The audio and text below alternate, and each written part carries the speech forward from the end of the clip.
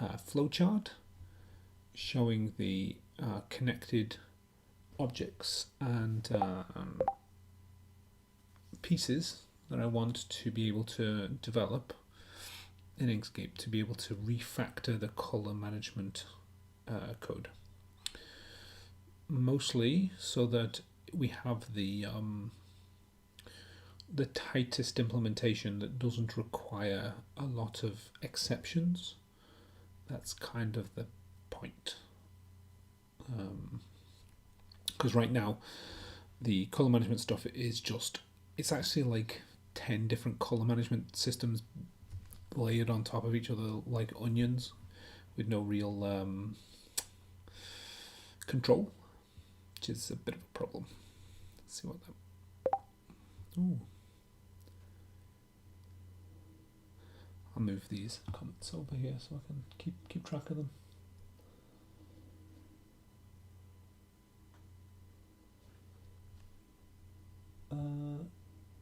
Do comment in the chat if you're actually watching. I doubt anybody will watch this, but just in case you are, I'm always interested to know. Part of the reason why I wanted to test this is because there's a proposal to have a birthday celebration on the 18th, and the proposal involves essentially just hosting a Big Blue Button video conference. The Big Blue Button it's fine. I mean, for an internal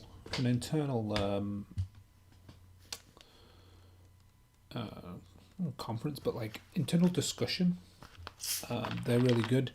I'm not entirely convinced that coffee and coke.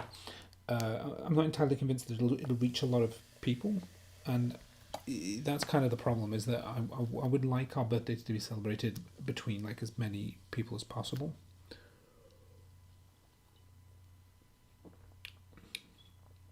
Yeah. Okay. Hello, Haru. Is it Setyawan?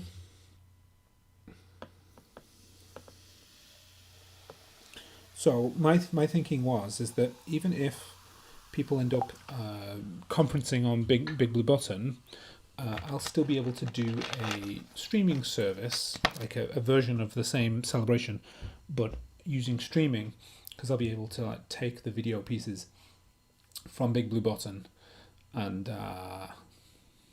put them in through OBS.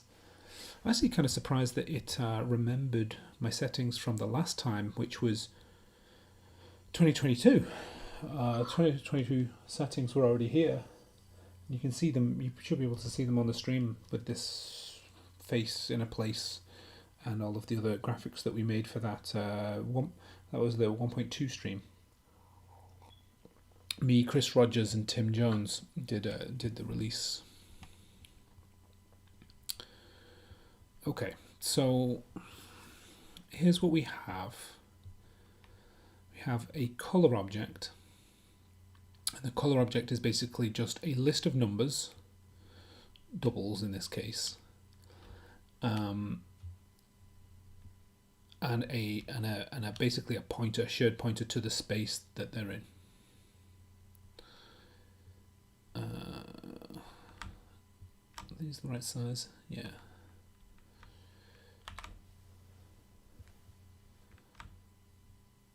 I was trying to make these consistent.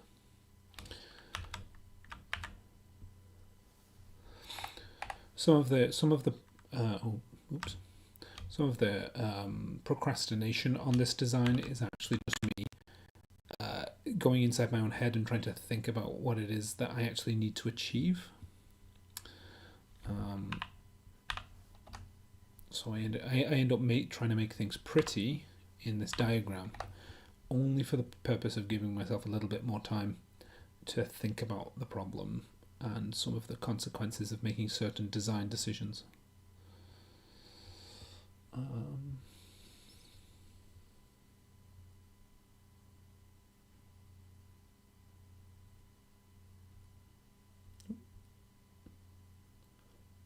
Oh, Okay, interesting. I just tried to reply to somebody on the chat, and it asked me to sign in.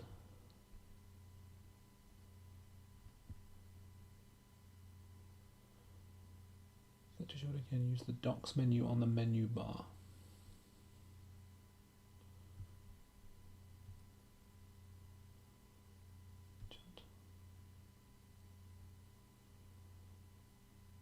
Oh no, I don't know if that's live, it's just the... Oh. I may have broken the chat, sorry if I have. I'll turn my phone off. Do other people do this when they want to do a bunch of work? They just put their phone into do not disturb. Because it's like, I love you all, but like there's certain times where I need to focus on my work and I can't do both at the same time. Okay. So I want to indicate these numbers can be, they'll usually be three numbers like red, green, blue, or hue, saturation, lightness. But not always. For CMYK they'll actually be 4. And who knows what other kind of color system could be used, right? There are some, what are they called, like cyan, magenta, yellow and black, and orange, green and purple. So what's that? 7? No. Yeah, 7. And in that case, you need enough holes to be able to hold all of those numbers and not lose them, which is something that Inkscape does at the moment, because it stores everything as red, green, blue, no matter what, no matter how you entered it. It means that it is guaranteed to lose the no, I need this to start from 0. It's guaranteed to lose the information, right? You start putting in information in CMYK, and the actual user interface doesn't even track the numbers that you've just chosen. You can choose as many numbers as you like, but Inkscape just goes, sure friend, have at it. Now I think what I wanted to do is I wanted to have these as a smaller number and then this as a bigger. So I wanted a name for the variable and then a description of it, which in this case is that it's a vector of doubles, which is another way of saying it's a list of decimals.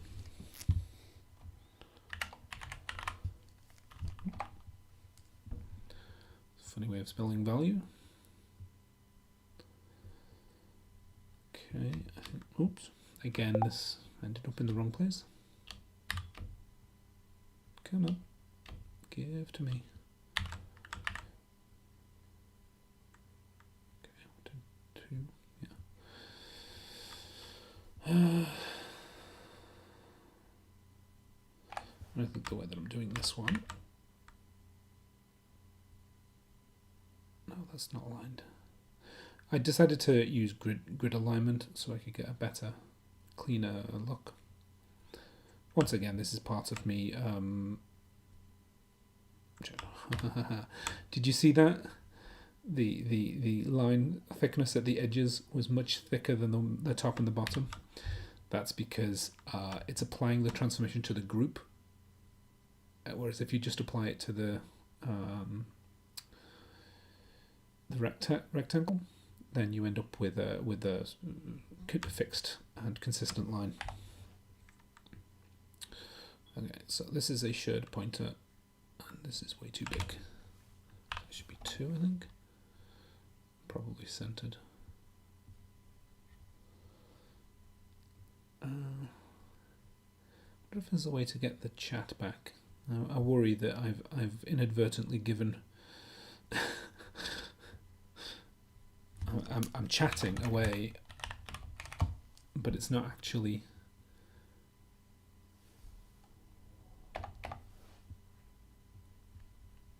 I'm not. You guys could be chatting. There could be people out there wanting to talk about Inkscape development, but I can't actually see what you're saying. Maybe there's a YouTube piece.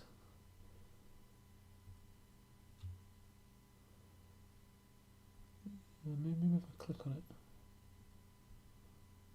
No, I'll probably just get the yeah.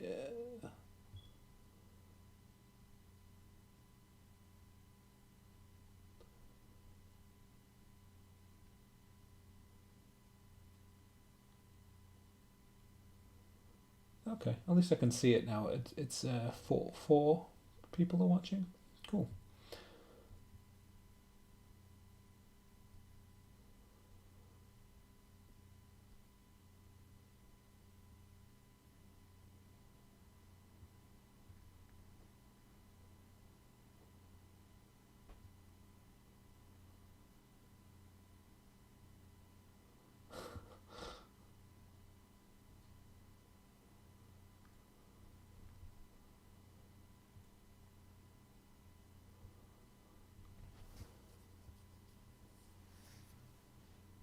Oh, Haru says they're watching the stream while working, so they're not going to chat much. Yeah, don't worry about it. It's nice to just know that there are human beings out there somewhere. Okay.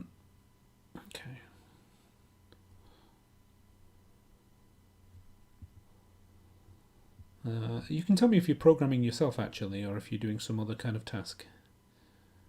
That would be nice.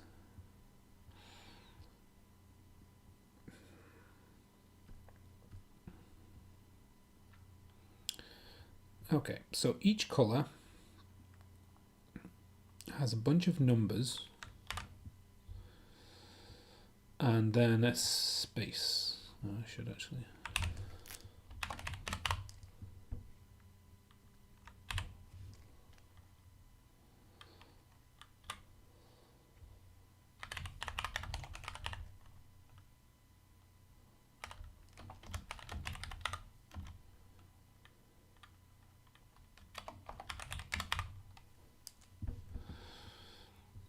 And typically what you would have is just a single RGB space, sRGB space, and the to and from RGB is a pass through because you don't need to do anything, it's already in that space. And the to string just produces a hex string, as you might expect. And then this is used by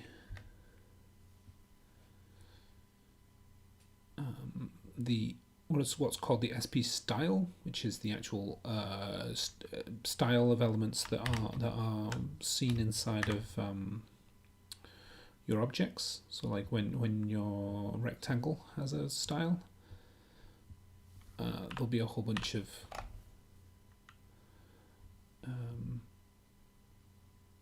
fills and strokes and things that all have colors.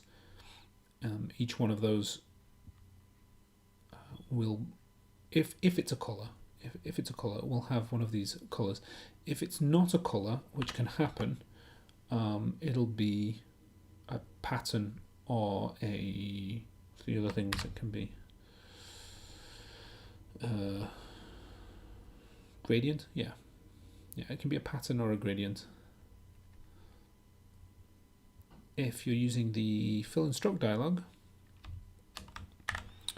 then obviously there's a color that's inside the fill and stroke dialog. So as you're selecting colors, the fill and stroke dialog needs to sort of keep track of what it's doing, even if that color isn't being applied to anything yet.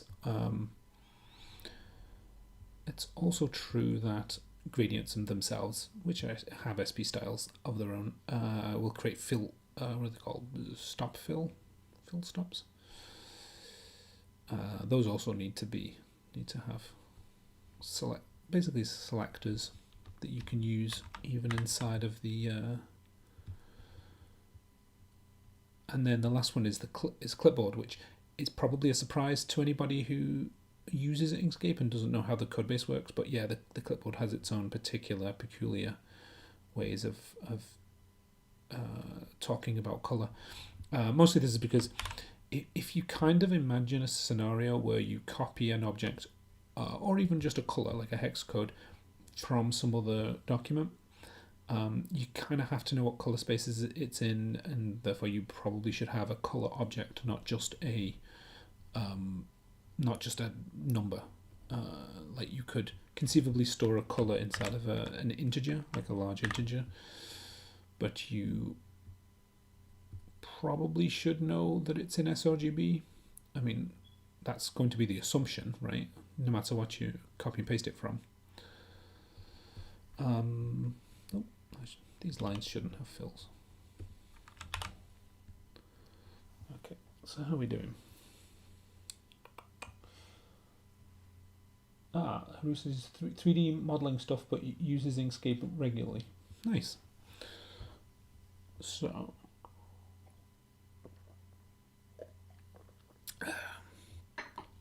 yeah, the problem with the current color model is that it all colors are stored in sRGB. It's not consistent about whether it wants to pass around a large integer or a set of three doubles, or if it wants to pass them back as a vector of three doubles, or just like three separate variables, or literally or G and B. Sometimes it passes it around as three integers between 0 and 255, for example. So there's a lot of inconsistency between the actual formats of the numbers being used. And then when it comes to doing color management stuff, it literally will just say, oh yeah, and also the color is over here stored as in this ICC profile, and these completely separate values. And that kind of sucks, because if you think about it for a minute, you have an RGB value and an ICC profile value that are stored as in two different places, and they can very easily become unsynced. And so you end up with like, oh, it's purple in CMYK, but it's like orange in RGB, which is kind of dumb. And Inkscape will faithfully reproduce that inside the XML when you go to save it. And that's not even counting like all of the new CSS properties that we'd like to be able to support. Things like, hue, saturation, and lightness. And maybe some other color modeling stuff that doesn't necessarily depend on ICC profiles. Okay, so the idea is that a document has a color manager, which is sort of like just a static construction when you build a new document from an SVG. You build a color manager. The color manager then builds a bunch of like normal spaces that are not ICC profile related. For example, RGB, HSV, OKLab, all of those things that you can see inside of the fill and stroke dialog. It builds all of those as static color spaces, and all of them really are sRGB. They're just sRGB with their own little conversions, code-based conversions that assume sRGB, and all of them have a static sRGB color profile so that they can be transformed. And then we need sort of like a list of those. I can't decide if I want to just have like one vector of spaces which are static and one vector of spaces that are dynamic, or whether I should just have them all in one group. Who says, is CMYK even supported in SVG?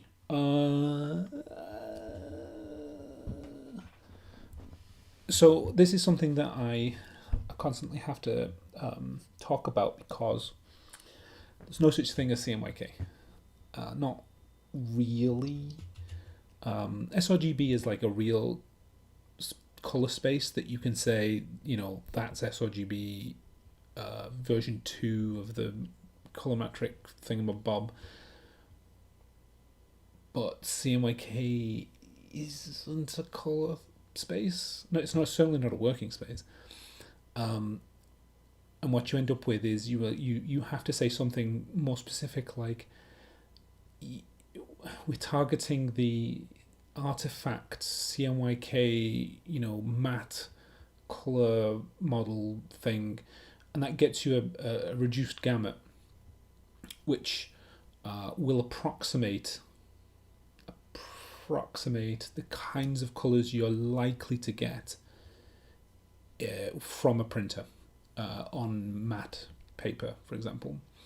And so long as the document itself says what ICC profile it's using, then the printer should be able to do a conversion. So really there are two problems that you're trying to solve for. One is that whatever document you give to the printer knows what color space it was in, so that it can do a conversion to the color space it is in, for whatever limitations in the printer or whatever limitations on the paper. Hopefully you would do that conversion. The first order problem, though, is just the artist or the designer being able to see a very limited color space, so that they design things that are actually possible. Because it's very, very easy to create color space. It's very easy to create designs that are literally not printable because they're out of gamut. And then they need converting. And when they convert, their colors will change. So, SVG does support ICC profiles, and Inkscape does too. You can literally set an ICC CMYK profile. You can literally set the C and the M and the Y and the K values for each of those things. But then you can't do anything with it, right? If you gave that CMYK SVG to a printer, they wouldn't be able to use it. There are no tools to convert that to a PDF. There are no tools to print that SVG using those CMYK values.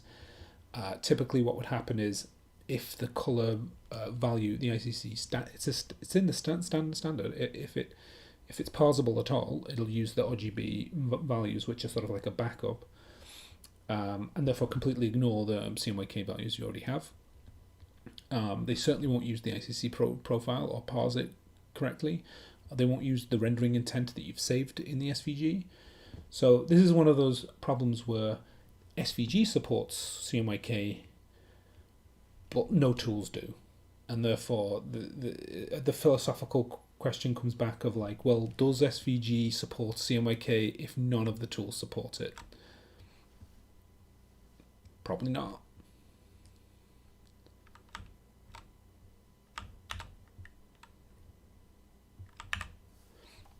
The issue that we're trying to get out of in Inkscape is being a tool that half supports it. We don't want to be a tool where you can create SVG files in CMYK that are completely useless, which is the situation for today. You can create as many CMYK SVGs as you like, but you can't actually do anything with them. The first thing really is, if you've seen some of my recent videos, is just being able to save those that to a PDF file, to be able to export it.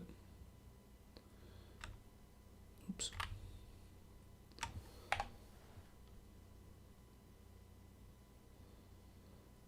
I think the problem is that with a lot of printers, I've noticed that they, like the ones that do understand color management, don't trust their users to understand it, which is, it's kind of reasonable. And the ones that don't understand it, like, don't even ask their users like literally anything about what color management it is. So two examples. One is a printer. I got some t-shirt. No, I'm not wearing one. Well, I got some t-shirts done to test their print, and I had a long conversation with the support rep saying, okay, so like, how do I see like what this will look like? And literally they said, oh, pay them to print one out and send it to me. And you're like, this is a long way of getting to a color proof, right? Like, they could just do this test themselves, generate an ICC profile, even just a limited gamut thing, and I'd be able to use Inkscape and see what colors I can get out of it.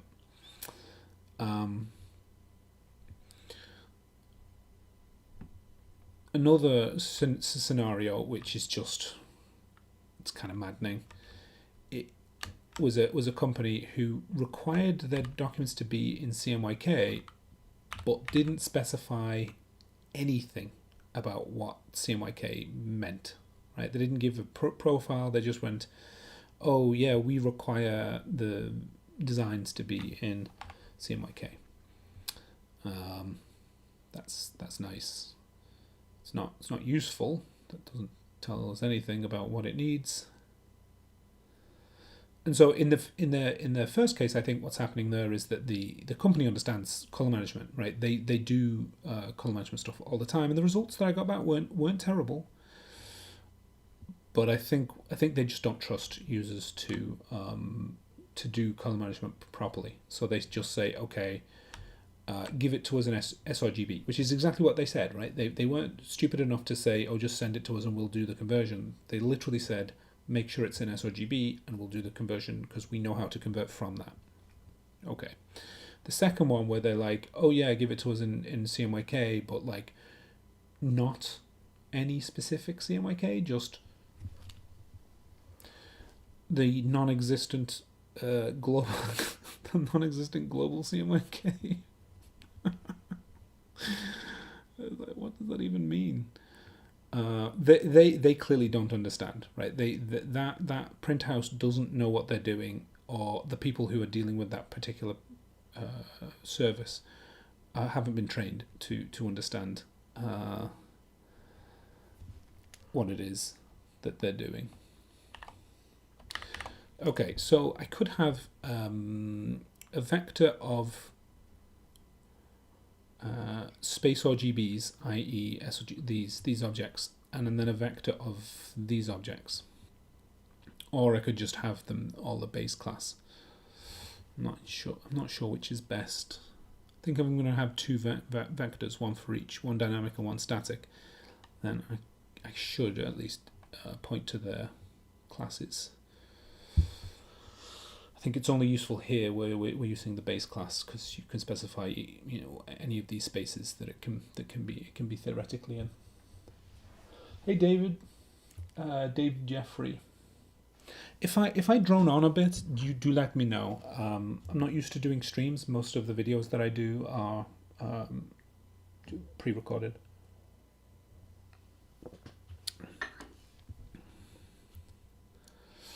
So I'm trying to do some design of the API or the interface that I want to use for color management in Inkscape.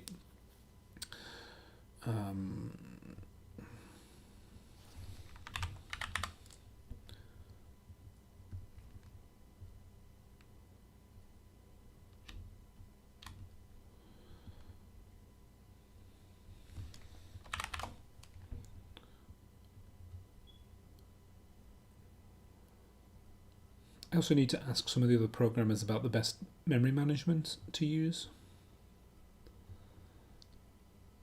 because I think there's ways of doing it to like reduce the amount of calls that are needed.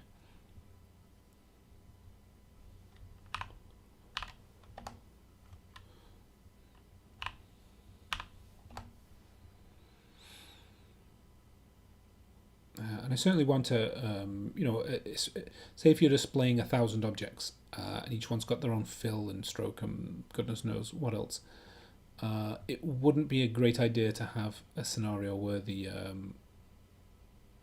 it literally had to generate a color space, fend it between sRGB, ICC profile, and like a bunch of other things for thousands of times. Every single time it refreshed the screen. That wouldn't be a good use of resources. So I'm also trying to think or preempt, which is probably a bad idea when you think about API design. Trying to preempt what kind of needs the actual machinery will need when it comes to being able to pull a space out of here quickly, or being able to display this color, whether it's exporting it or it's showing it on the screen fast enough.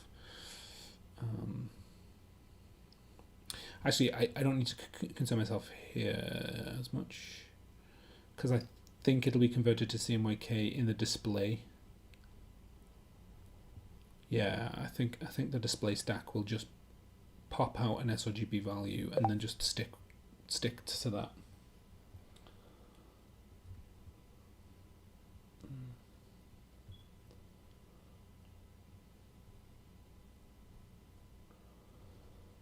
In order to keep the display rolling on multiple threads, we actually make a copy of most of the data that's needed to refresh it. So as you're zooming in and out, it doesn't necessarily need to go back to the document to regenerate whatever the data is that's used. Okay, this.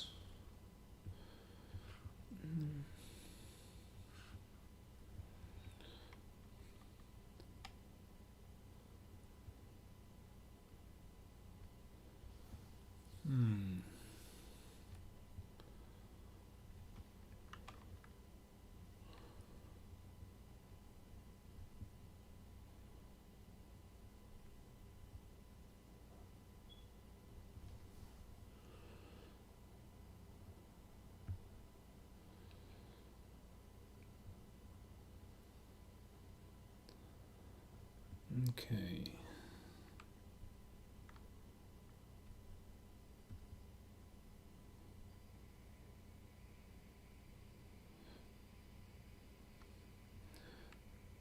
I think I want this block a bit closer.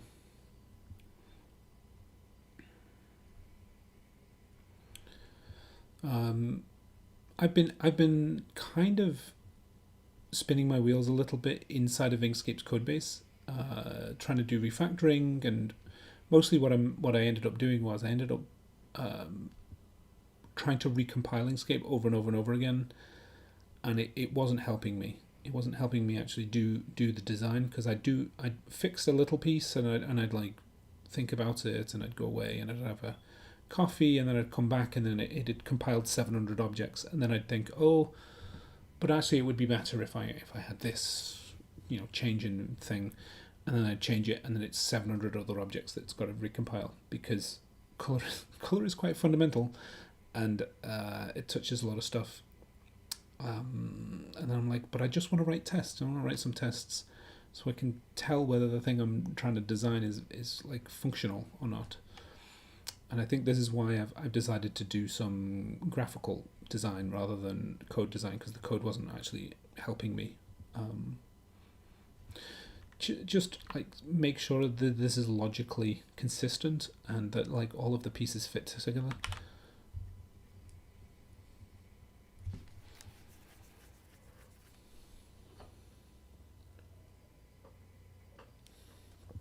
So I'm thinking, if I have a vector of these static objects and I have a vector of these dynamic objects, I could have a map of these space type enums. And I would do that because I might want to quickly look up, like, oh, give me the HSL color picker space, whatever the default one is.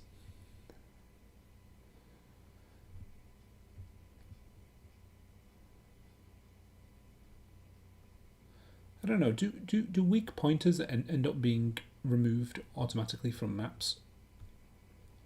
I'll have to look that up.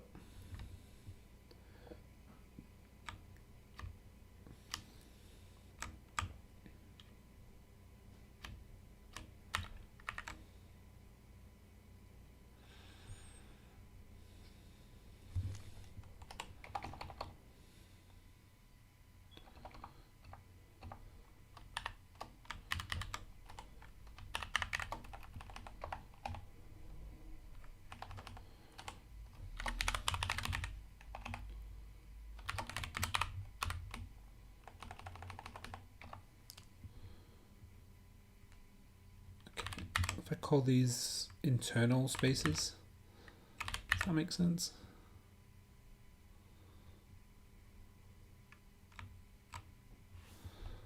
Okay.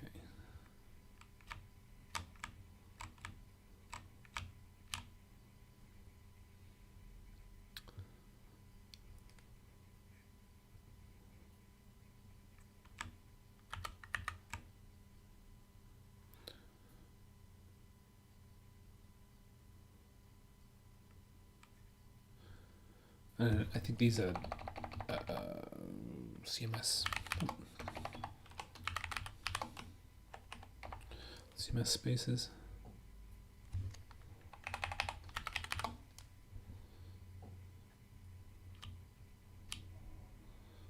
But not static. These are not static. These are dynamic.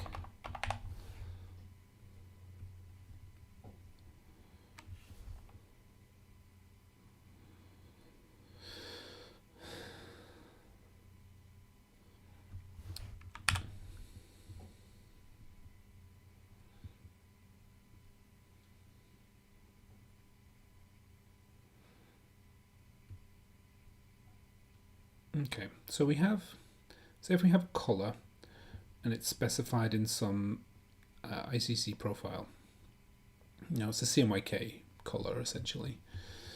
In order to display that color, you have to convert it to RGB.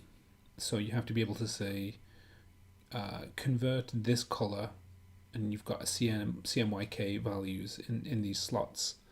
Convert this to RGB.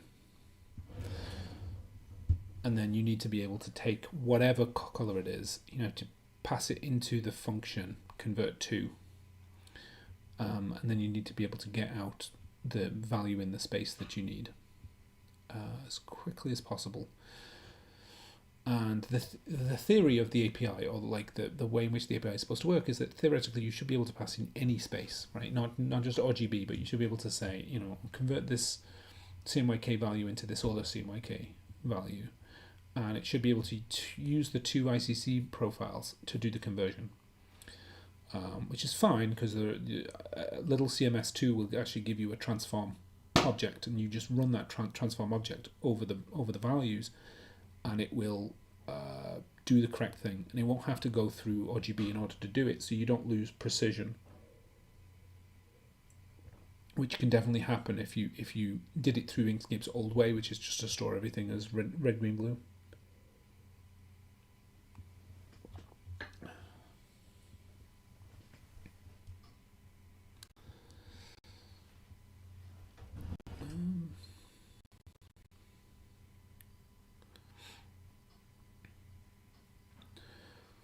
I know there's 6 people watching, and they're probably just busy doing their own thing. But if you have any questions, let me know. I'm always interested to answer some stuff.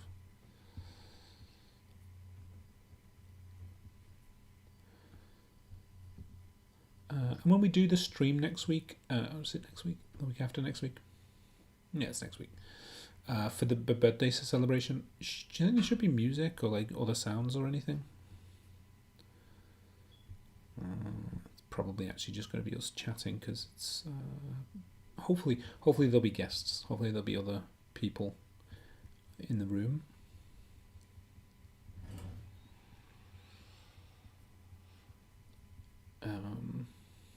Yeah, can you believe it? Inkscape is 20 years old. 20. It's definitely before my time. Inkscape. I came to Inkscape in 2010. I think my earliest contributions were probably 2007, but like more consistently, I think, in 2010.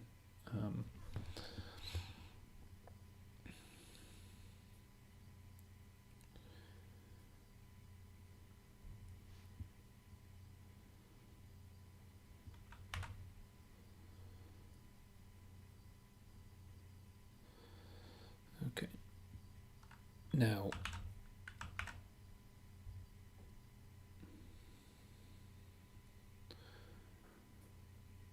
this backlink to the color manager is important, because if you want to convert a color from one ICC profile to another, you actually do need to be able to look it up and say, hey, I want to convert it to this thing. And only the manager will know if that ICC profile is available inside of that document or not.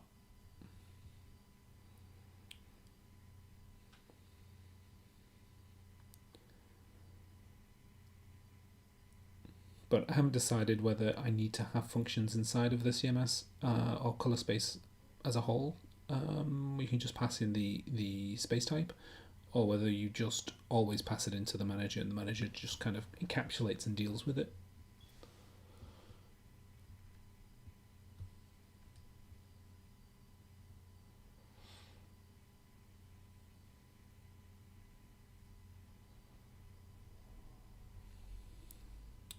One of the things I was hoping for is that I'd be able to get Mark involved, but I think it's slightly too early in European time.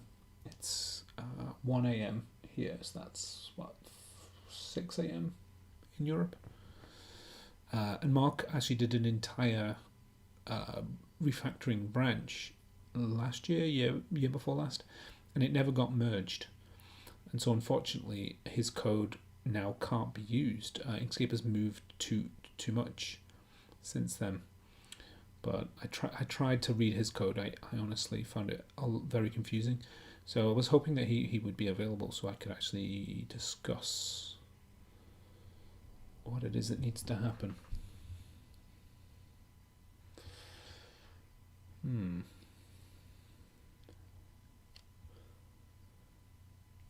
Okay, so say if I'm given a color space, if I'm given a color, I'm just a piece of code in Inkscape, and I've got a color. What I'd like to be able to say is, give me this color in RGB, for example. I should just be able to say, yes, this, but in sRGB, or yes, this, but in this profile. But in order to do that, the color would have to know what document it's in, and I don't want to be able to do that. So I think the best thing is if the space itself understands the profile, or at least has enough information to be able to do it without the document's existence. Because it gets a bit weird when you start thinking about the document being destroyed, like when you exit the document, or even when you run an extension and the document gets destroyed and recreated and stuff. And all of these ICC profile objects get destroyed along with it, and therefore all of these spaces get destroyed, and therefore all of the colors that have this space are now no longer valid, right? They're suppose they are hanging onto a shared pointer, but the manager is either bad or the document is bad. Maybe I need to think about this manager a bit more.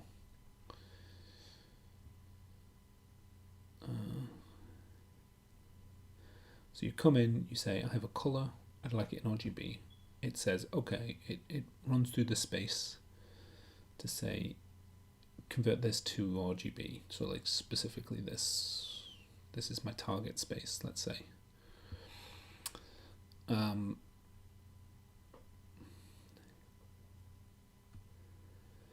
And the thing is like if this is my target space, and then my source space, like it's an ICC profile, this is my source space. What I need to be able to do is take this static H profile, the ICC profile for sRGB, and this ICC profile that's actually stored in the document, and I create a transform, this, which is what this cache comes in, and then I run the color through that to be able to produce the, in either direction, and out of that I get the actual value, the sRGB in this case.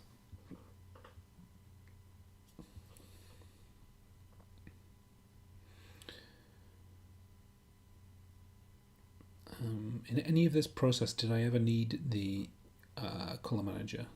That's the real question. If I never need it, then I can get rid of it, and as a backlink, it makes things much simpler. I guess it gets harder if I ever want to say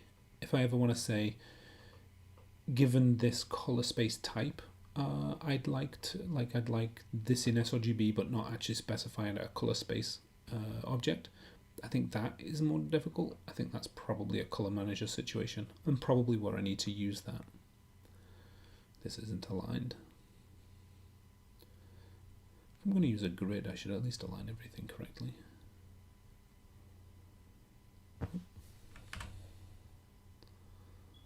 Oh, come on.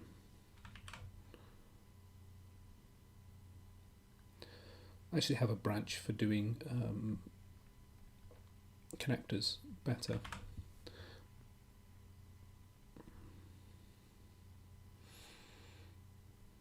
Yeah, maybe I don't need a backlink. If I run space type conversions through the color manager, then I can guarantee that the ICC, although I can find the space object from the which I think is probably what I want to do. And then I think I don't need this.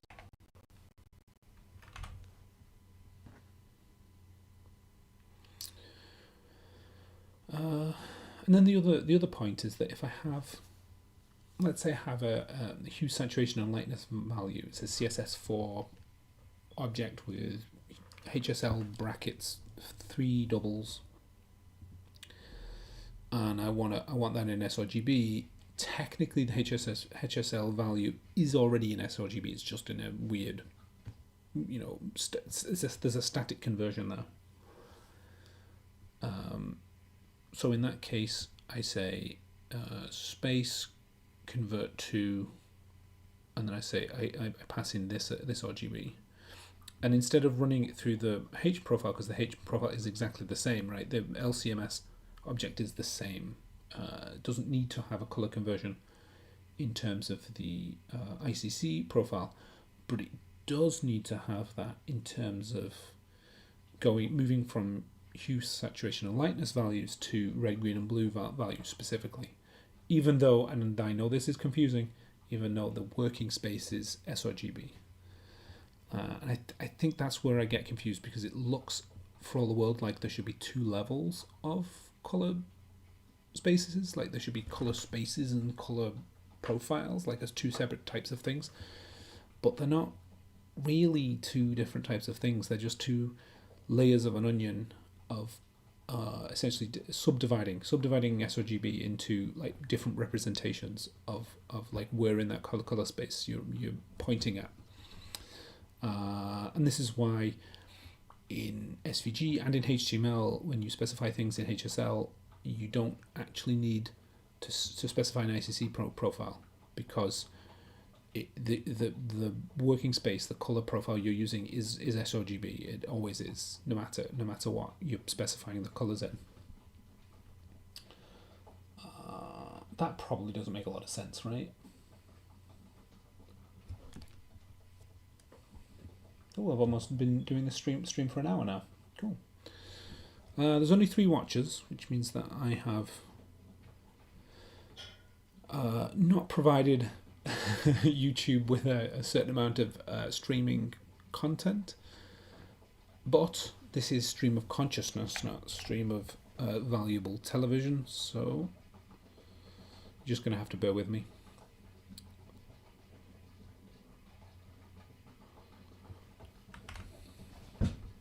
Oh, if you can hear some noise in the background, that is my heating system. Sorry about that. If it gets too noisy, I'll just mute the sound for a little while.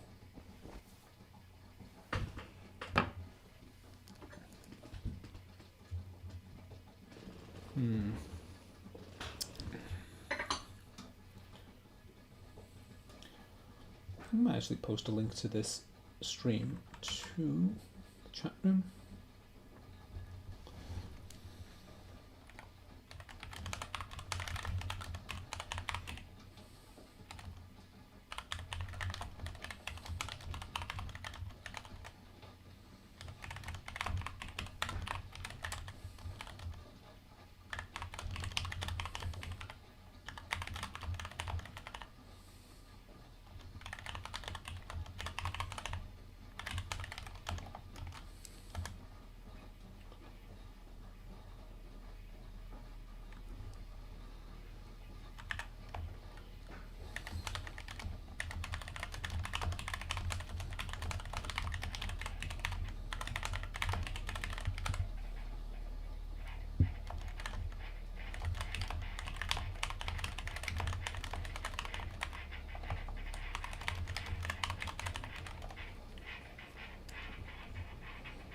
Oh yeah, the sound's getting a bit high now.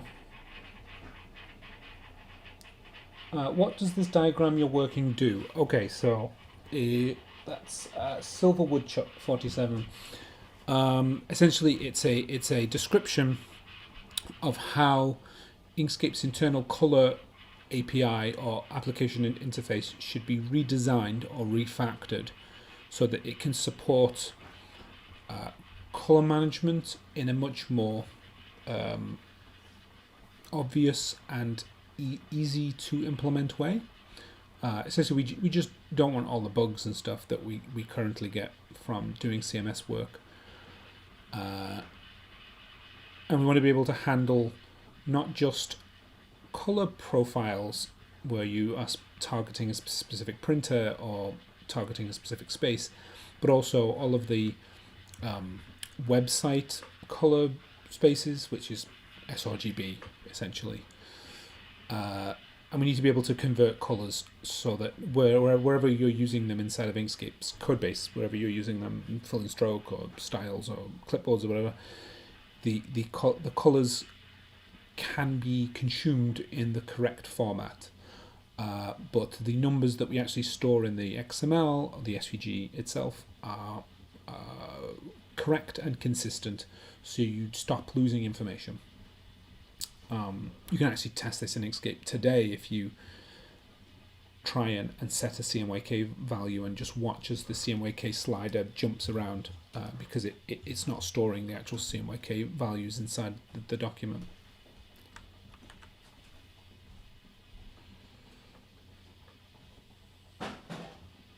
When is the birthday? Time Capsule History says. The official birthday is the 6th of November. The birthday celebration is the 18th of November. We're coinciding the birthday celebration stream with the release of 1.3.1. So that should be fun. The Vectors team, though, the outreach volunteers, they want to do some interviews with some people, so they've been organising to try and get people involved, make sure they're available. Wikipedia page said that our birthday was November 2nd, I think, but that's not true. It's actually November 6th.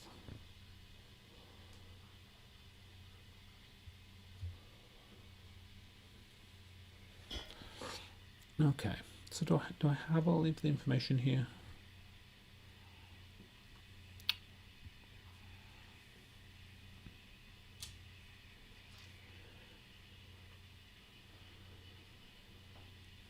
Have any of you used Inkscape to do diagramming?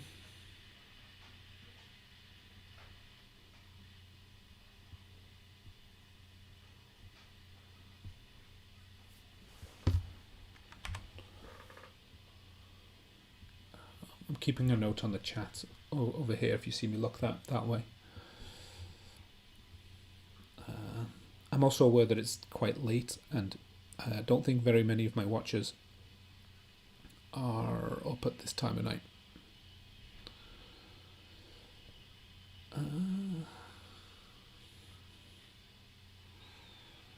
Okay. So I'm not entirely sure about what the process should be for the sRGB conversion.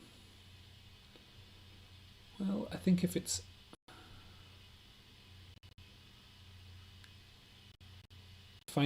I have two of these that are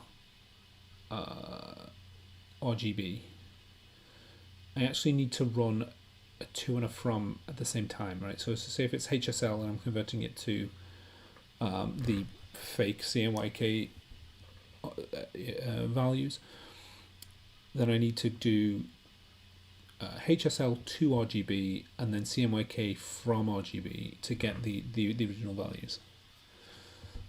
And that should give me a conversion.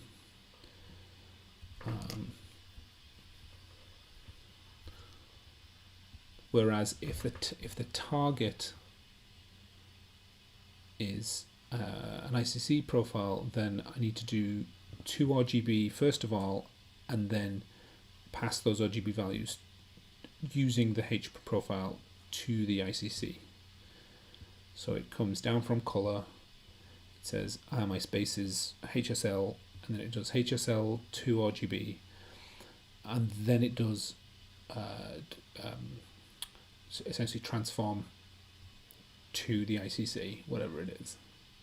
If I'm doing it the other way around and it's going from an ICC profile to HSL, for example, it would come down, the space would be in ICC, it would say, okay, I need to get it into this sRGB LCMS profile first, that's the first conversion, then it does from RGB in order to get it into HSL values. And then I should end up with a color with the new space. And I'm just hoping that I don't need to create tons and tons of objects. Though this is not a very fat object. It's a shared pointer and a vector of values. That's like a handful of bytes, right?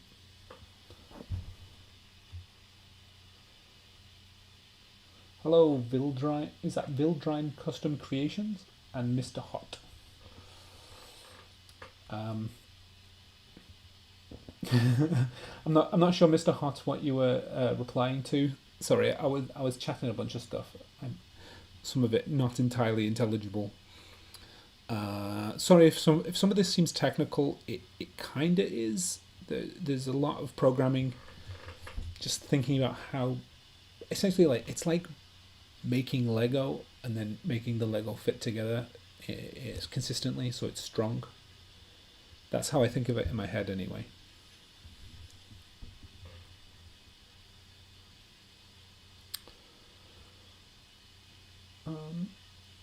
Tell me if you can hear the hissing of the heating system. I'm curious.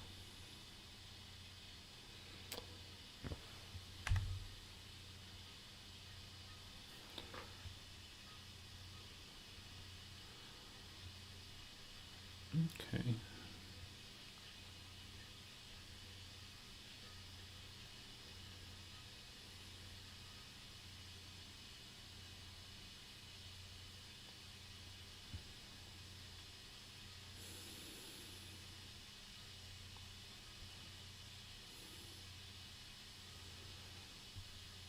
So I build a class, a singleton class of each one of these things with the correct to RGB and from RGB conversions.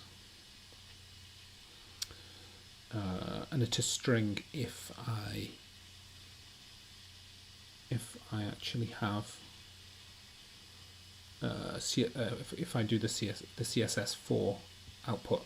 I think that would be correct, because then I could just implement those as string outputs.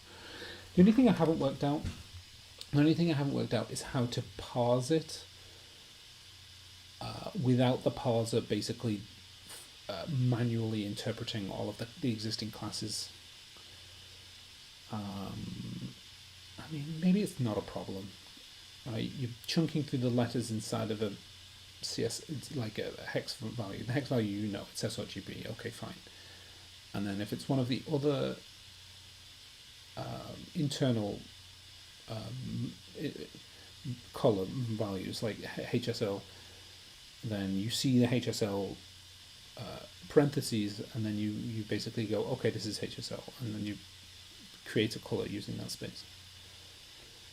And if it's the ICC profile, then you see the name, the ICC profile name, you load that space, or you ask the manager, you say, hey, get me that thing. So the question is that should parsing be a freestanding function, or should parsing be something the manager does? Like the manager knows all of the ICC profiles that are available, for example. So conceivably it knows.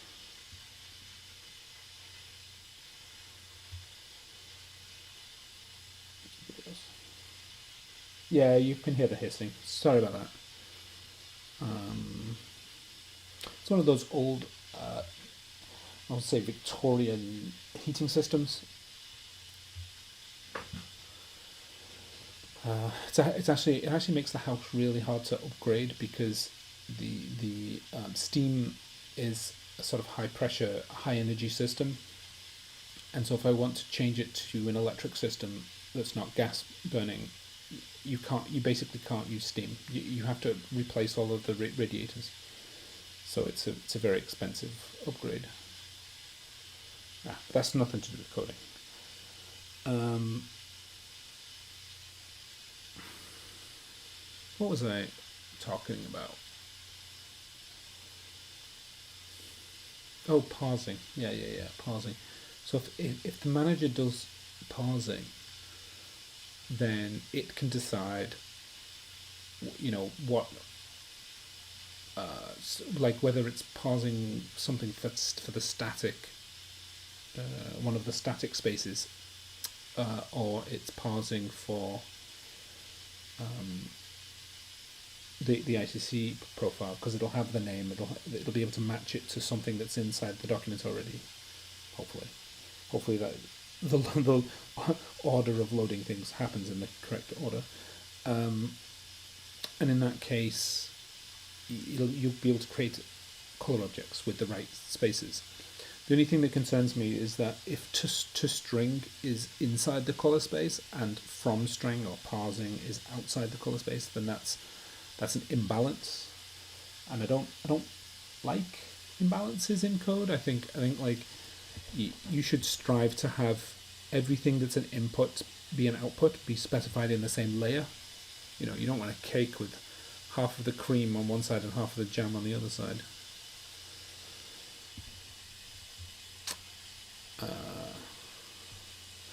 So the question I'm thinking of is like, is there any advantage to having the toString inside the color manager rather than inside the color space? And is there any functional way of doing from string inside the space? I don't. So if you did from string inside each of the color spaces, you'd literally have to loop over every single one of them, and then the first one that parsed the entirety of the thing, you would complete. That sounds real expensive. Like you have to parse the string multiple times in order to get to the right space. It's like the most expensive way of doing it. Which is why you would do it in the color manager, because you'd be able to process them all at the same time, essentially.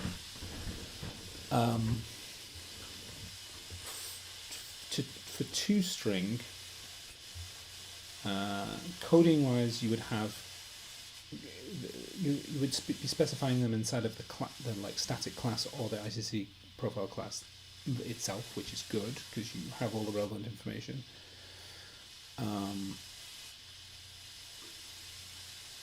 Don't think do you need anything from the manager in order to write out a string? I don't think so. And is there any advantage to being able to write out a string without a manager? Like, assume the document doesn't exist, you just want to like write something out quickly. I think that might be just, hey, give me this hex code for this RGB.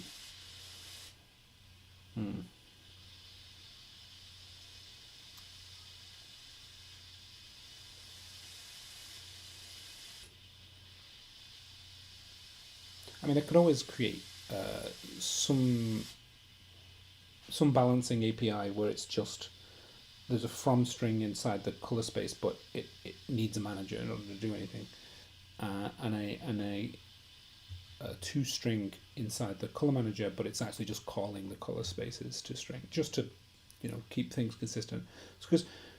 Because when designing programming code, the way that I think about it is that it's just like designing an interface, like a graphical user interface.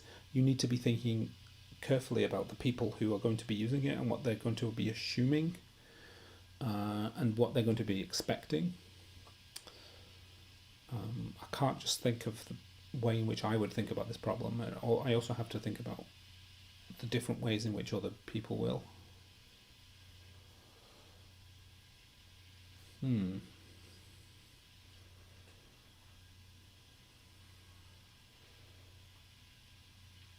It's actually been what my long-term goal is, to trying to explain to programmers why design is a really good idea. Like, they should get into design in order to do good coding.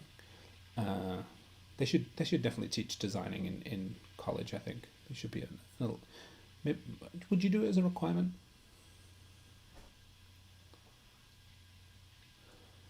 Uh, Mr. Hot says, could you describe how this would work non-technically in a few words? Um, yes. So, uh, say you are creating a design for a print shop and you need it to have a specific color.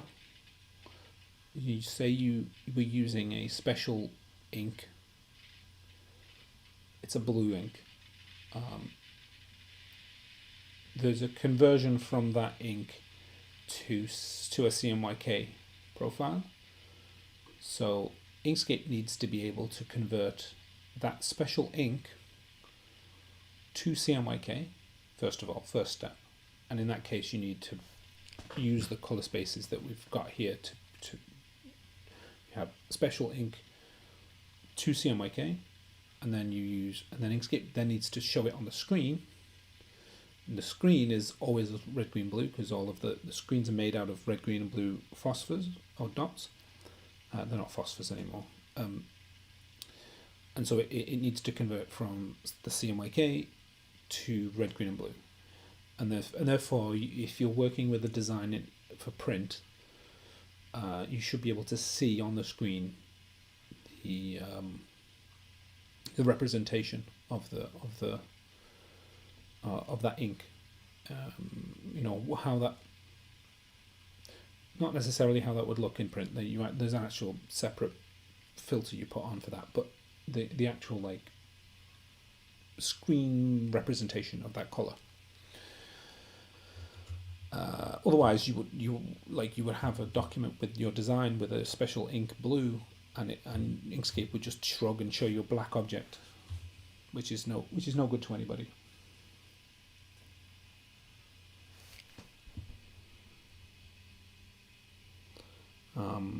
And then imagine you had a situation where you then wanted to use some other ink color, and so you change the color to something else.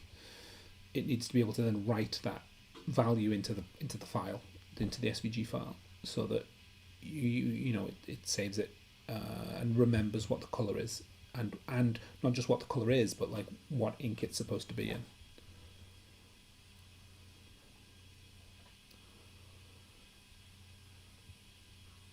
So you have a document, it has a manager. Manager has some internal spaces which are basically all sRGB but with some converters in them, and it has CMS spaces which are all ICC profiles. Anything to do with space types has to be done through the manager. I think that's a fairly good conversion. Spaces can do conversions between themselves, so any color space should be able to convert to any other color space using either transforms or to from RGB functions. Rendering intent is used when the ICC conversion happens. You should always be able to get a color object in the space that you need it to have. Okay.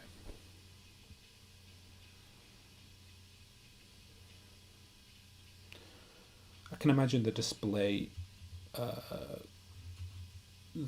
parts of Inkscape would actually have this object saved and cached locally, so it didn't have to find it every time, because that would be real annoying.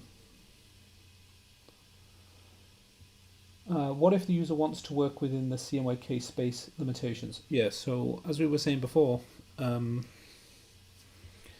if you have a CMYK profile, say you have the artifact CMYK space, color spaces, you need to be able to save the values for each of the inks. So the cyan, magenta, yellow, and black. So that's 4 values for each one of those things in the ICC profile artifact CMYK. And when you do that, Inkscape will know that you intend that color, so that when it's shown on the screen, it's converted correctly. And then if you want to do, they call it print. What do they call it in this? This is Inkscape 1.3 here. I forget the wording that we used. They call it color managed mode. I actually changed the word. It's print, not preview, but similar to that. It actually would try and do the conversion correctly, so that what you see on the screen is actually what you would expect us to find if you printed it out on actual paper. Makes everything very dull, but that's kind of what you get on paper. And that should give you a reasonable idea about how things will look, because the idea is that you need to be able to save the colours correctly so it remembers. You need to be able to see the colours so you know how it would theoretically look if you printed it out. And then the thing that I've been working on weeks ago was actually generating the PDF files from all of this, so that you could send those PDF files to a company with, and they would be like, the results that you get back would be consistent. Does that make sense? Limitations wise, this is what happens when you have the rendering intent. So if the conversions happen, the rendering intent says how those conversions would happen.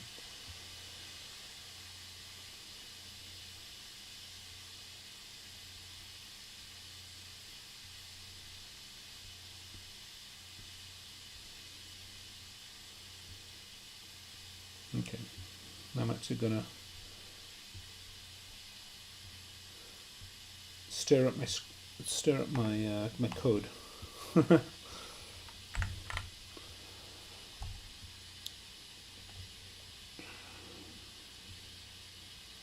See if there's anything I've missed about some of these things. That looks wrong.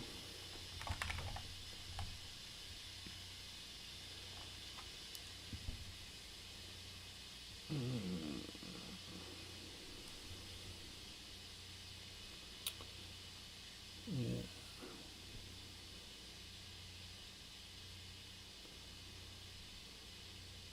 But part of the issue that I'm trying to think about is there's a lot of parts of Inkscape's code base that assumes red, green, blue. Like, it literally just goes, oh, just set this to red. And that's really frustrating, because now the code has to have a memory about the sRGB space object so that it can set it correctly, and do conversion if it's not, if this color object isn't in red, green, blue.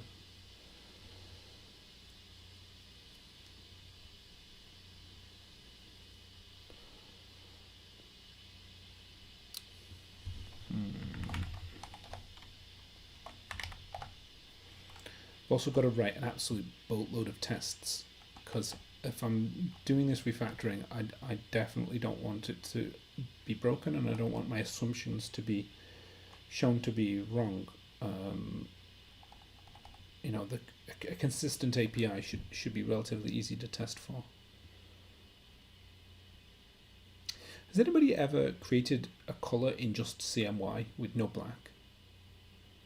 I wonder what that's used for.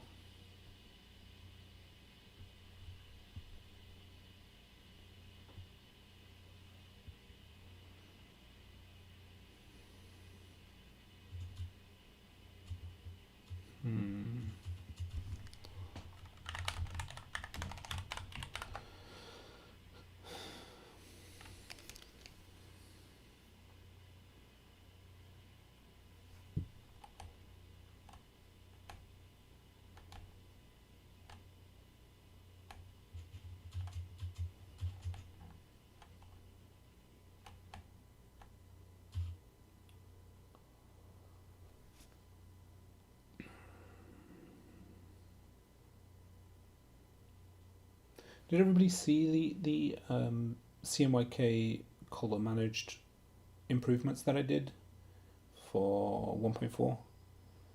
There was a video a few weeks back. I'm kind of pleased with the design, at least. I think simplifying the interface so that it's obvious what a user wants to do is the correct way to make it look as if. See, the part of the problem is that Inkscape has always had CMYK support, but nobody knew how to use it. It's complicated and over engineered, and not very user friendly. And then it's also useless because you can't actually export the PDF file once you have once you have a CMYK document. So yeah.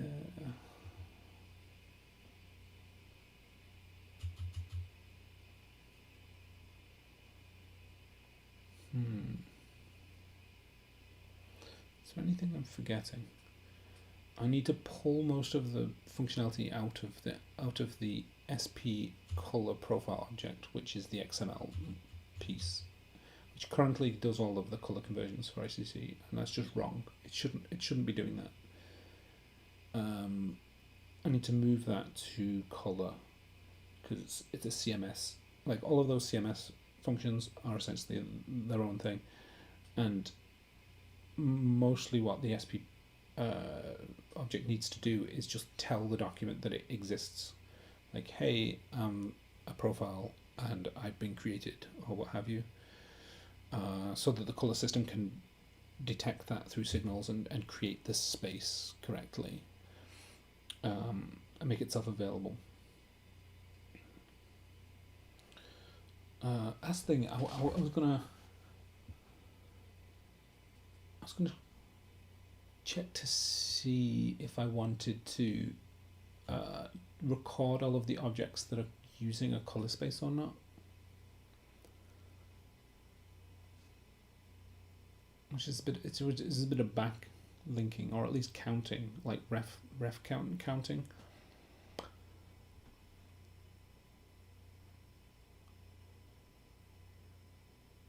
I could always tell the users estimated 1,300 uses of this profile. Not that would be an accurate count, but at least it would be something. It'd be interesting. I wonder if I can get a count if I have a shared pointer, if it has a ref counter available, or if I have to do that myself.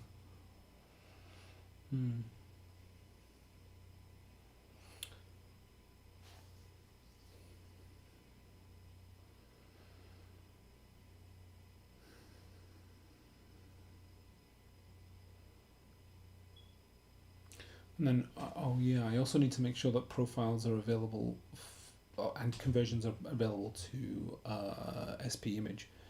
Because if you use a raster image which is in a profile, that needs to be converted, or it needs to be available to be converted for the same reasons. Like if you have, needs to be shown in sRGB, for example.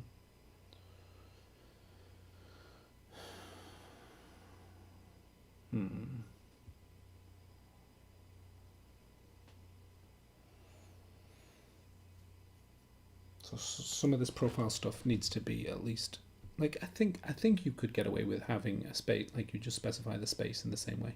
It's not necessary for it to be a color. In fact, I'll write that down so that we know.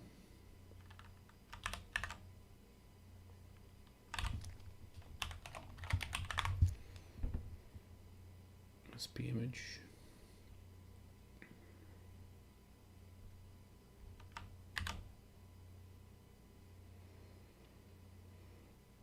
Raster images inside vector images are always this like weird exception, because it's like having a sub image and you have to control for it tightly.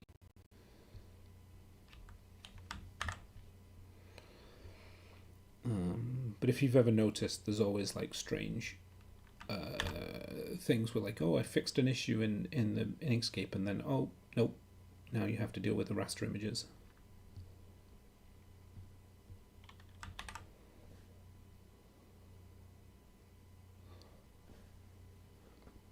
Hey, Cheese. Thank you for joining me on my stream. I know I usually I join you on your stream. I'm not doing anything nearly as fun as playing some of the games that you play. I'm just doing some API design for Inkscape's color management. Trying to get my head unblocked from like how especially the color space management should function so that colors are freely available to be transformed between each of the color spaces that are available, whether they are static internal spaces like red, green, blue, hue, saturation, lightness, OK Lab, etc., things that you would use in the color picker, and ICC profiles, for example, if you are using a print mechanism for CMYK, or maybe you're using a special ink, for example. And I don't want these systems to be like disparate, weird, conjoined things, which is what they are right now in Inkscape. Have you ever used Inkscape, Cheese, for doing design of this kind?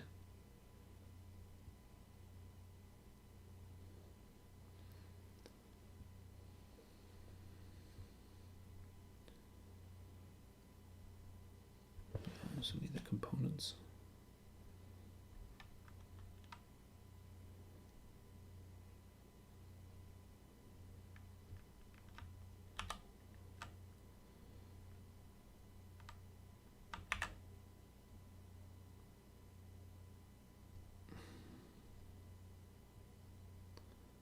Oops.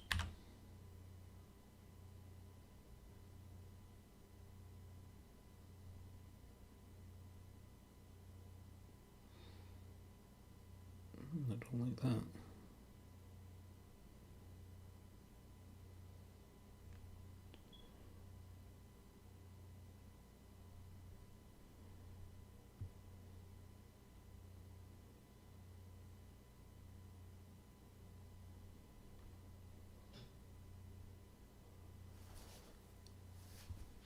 Yeah, it's we definitely have some really nice tools for doing documentation and sort of planning. Um, I know there's a help page that goes through some of this stuff. Okay, so press the Alt key to select the thing underneath. The fill instruct dialog needs to know what the components are. So when it's showing to you the color tab, and you have, say for instance, the red, green, blue tab open, it needs to know that there is a red, there is a green, there is a blue, and the minimum and maximum. So like allow the user to select between 0 and 255 red, 0 to 255 blue, 0 to 255 what's the last one? Green? Yeah. But that's not always the case. It's not always that value, then not always those pieces. So it needs to have a reference to the color space so it can ask for the components correctly. I don't think it's just the color space type. I don't think you can just give the enum, because the ICC profile might actually have something to say about like how those bars are laid out. Mr. Hot says, I don't know if it's right to ask, did you try out the other vector programs to see how they work? I usually convert my RGB Inkscape files to CMYK using Illustrator Portable. Maybe looking at other software would help building the API. You're not wrong to think about like looking at other programs to see how they work. There are, I will say three. There are three problems. One is this is a Linux machine. I only have Linux machines, so I have a very limited scope for what software it's possible for me to run at all. Two, there is kind of something to be said for understanding the problem at a fundamental level so that you have a better grasp of what it is that you're trying to solve. I'll give you an example of that. Have you heard of black point correction? So if you look at your rendering intent options in Illustrator or CorelDRAW or Critter or like any of these tools, you'll notice that there's a drop down or a selection that says relative colorimetric, absolute colorimetric, and then there's a little chat box that says black point compensation. Um, that chat box is bollocks. Like, first of all, that chat box only applies to relative colorimetric. Like, it literally does nothing in any other selection. The reason why it's a chat box is because it's a chat box. It's like it's always been a chat box. It's always been designed that way, and people are just copying each other's homework without really thinking about why they're doing something. Um, and then you have to make a decision on like, well, do I keep the chat box because users are going to expect to exist, or do I actually am I just going to be honest with users that actually know only the Dropbox matters, only the selection matters, and whether you're using absolute colorimetric with black point correction or you're using relative colorimetric without black point compensation is kind of like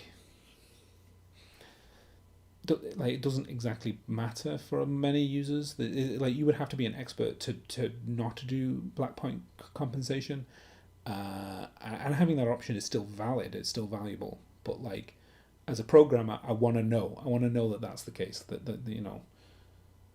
Hello, Vint Prox Entertainment. Welcome. Cheeseness says, I often like to do at least a first pass on my own before looking at other people's approaches. Otherwise, I'll never know what would have been intuitive to me. Yeah, absolutely. You never know whether, for instance, it's a good idea to store everything in the working space in this case. So in this case, I could continue to save colors as only the red, green, and blue conversions, whatever they are. Assuming that sRGB was a wide enough gamut to contain all colors, but I know from experience that that's not enough information. Like you lose precision when you do conversions. Like every single conversion you do, you can actually see it. I have a test where it converts from red, green, blue to CMYK and back again over and over and over again, and the color just like it turns into this mud brown every single time. Yeah, Vintprox. What kind of metadata do you include? Is it just the copyright information, or are you saying that you also include the color information?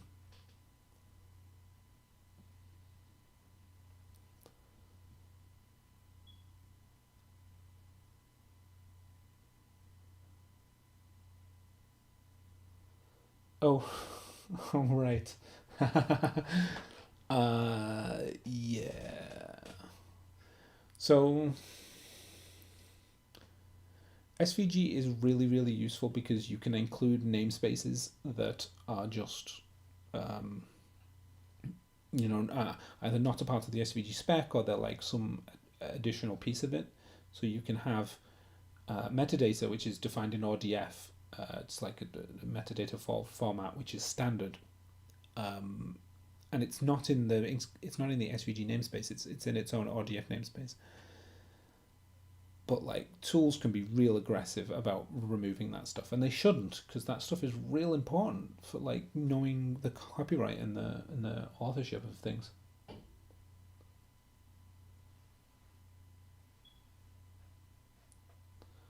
Yeah. Yeah, I think in Inkscape's terms that we do plain SVG because people need it, because there are processes that just don't like having Inkscape SVG files. But Inkscape's SVG files are actually kind of clean, like compared. I know people do complain. They're like, "Oh, Inkscape's SVG is terrible," but it's not really. I mean, compared to some of the horror SVGs that we've had to parse and put back together again, the primary goal is like first of all, is the SVG itself valid SVG? Okay, and does it also work in all of the tools like browsers and SVG viewers. And then thirdly, does it contain all the editing information in a non-intrusive way, so you can edit the file again?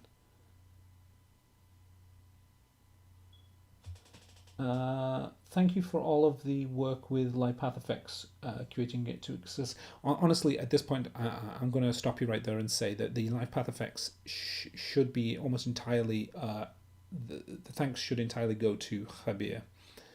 The work that I've done in LivePathFX is barely nothing at all. I've helped Javier now and then, reviewed code, written some LivePathFX that haven't been merged yet for connectors, for example.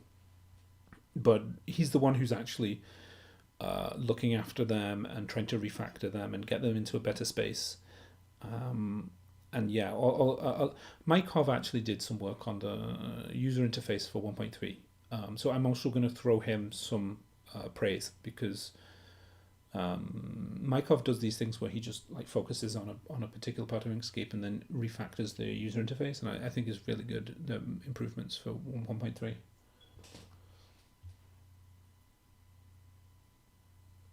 Yeah, you love the non-destructive workflows with the Blender vibe to it. Yeah, and that's actually the kind of the goal in vector drawing, is that you do want to be kind of non-destructive. So like even if you have a graphic, let's say we use a filter, because filters are generally more destructive in nature. This is like, even though there's a raster effect going on because of the grain of this filter that I've applied here. I don't even know you can see it through that grid. We might not be visible. Okay, get rid of that. Can you see how marbled that is? This isn't a live path effect. This is actually a vector effect that's applied using the filters. That's a lot of those. But these filters can be stacked on top of each other or removed and so on. Hey, Richard. And that's basically a principle of SVG, right? To be able to continue to edit stuff. So with live path effects, what it really is, it's about making sure that there's data there, so that when you go back to edit it, the path, the interpretation of the path is still available to Inkscape, even though it's not available to anything else. I think it's this one, yeah. So yeah, this live path effect is very cool.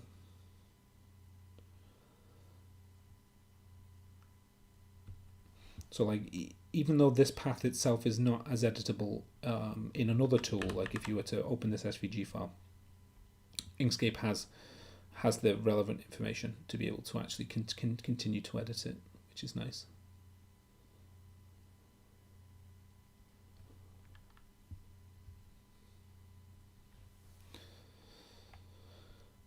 Okay.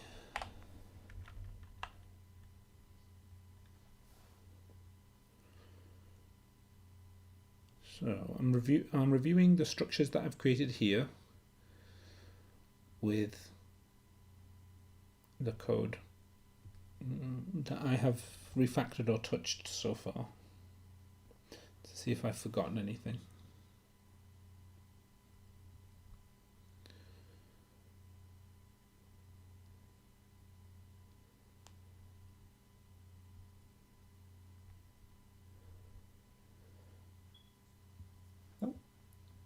Brock says, well, if I were to send out the file and hope that it inherits the initial paths, which act as a blueprint, I'm sure it's heck doing it as a live path effect if possible.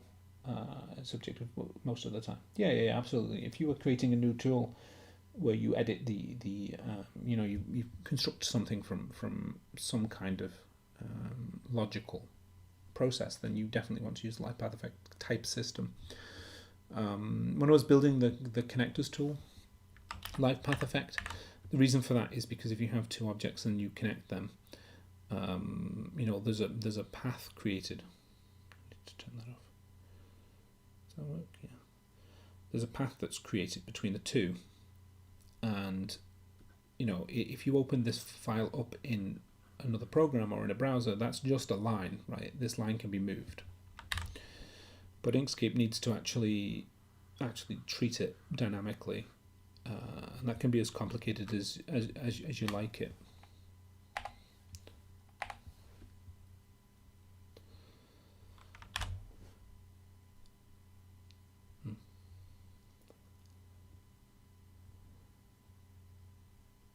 Yeah, I don't. Did you see that bug that happened with the grid? I don't like the fact that the grids are broken in 1.3, but I've already done the fix for 1.4. It's just that the saving them makes them visible. It's just that the fix is quite disruptive. Like I had to engineer this entire. You probably can't see it actually on the stream. This entire document properties dialog, this entire thing, I had to rewrite it all, so that the signals were all completely redone. But I couldn't merge that into 1.3 without risk. But I'm using grids today, and I'm like, oh my god, this is so broken. It's ridiculous.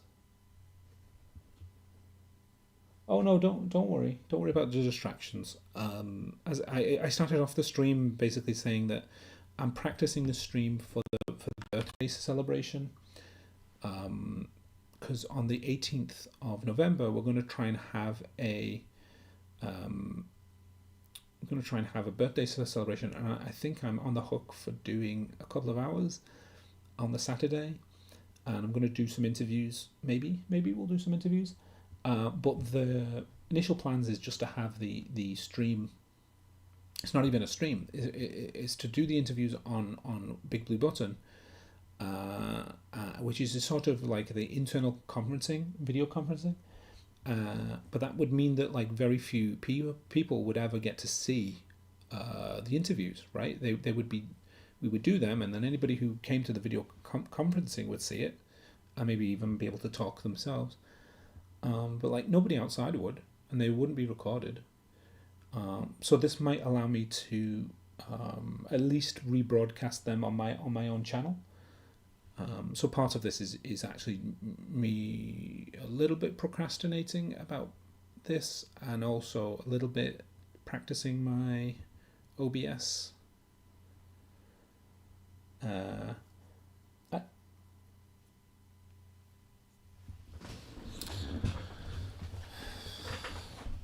And then I figure I should actually ask Cheese when he gets back about music, because his stream usually has music.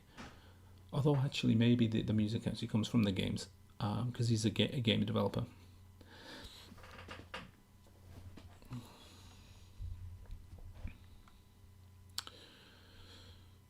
Okay, I want to check the CMS system to make sure I've covered all my bases. Source color CMS stuff.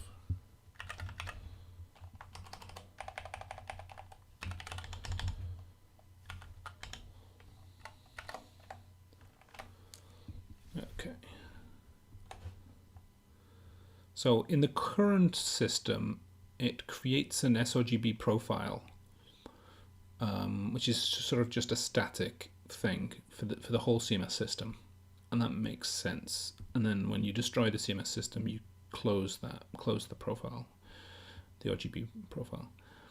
And that's the proofing profile, and that's the monitor profile. None of this really makes that much sense inside of here. In the new system, the sRGB profile will be here inside of the color space. So it doesn't need to be here anymore. We track the last transform created, so we can delete it later. This is okay since we have transformed from these things. Load profiles. So this is about searching the file system for profiles that exist already. Mostly, so there's a drop down that you can select them from. Get directory paths is about building a bunch of directories so that we can check all of them for different ones. And you can see here there's like if Apple, then do this, if Windows, then do this, and then the default, like the Linux one is the thing that we do all of the time.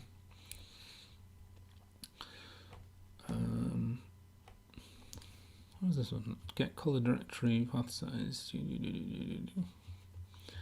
Isn't it funny how Windows has its own little tools, but Apple is just, oh, it's this fixed folder and this fixed folder.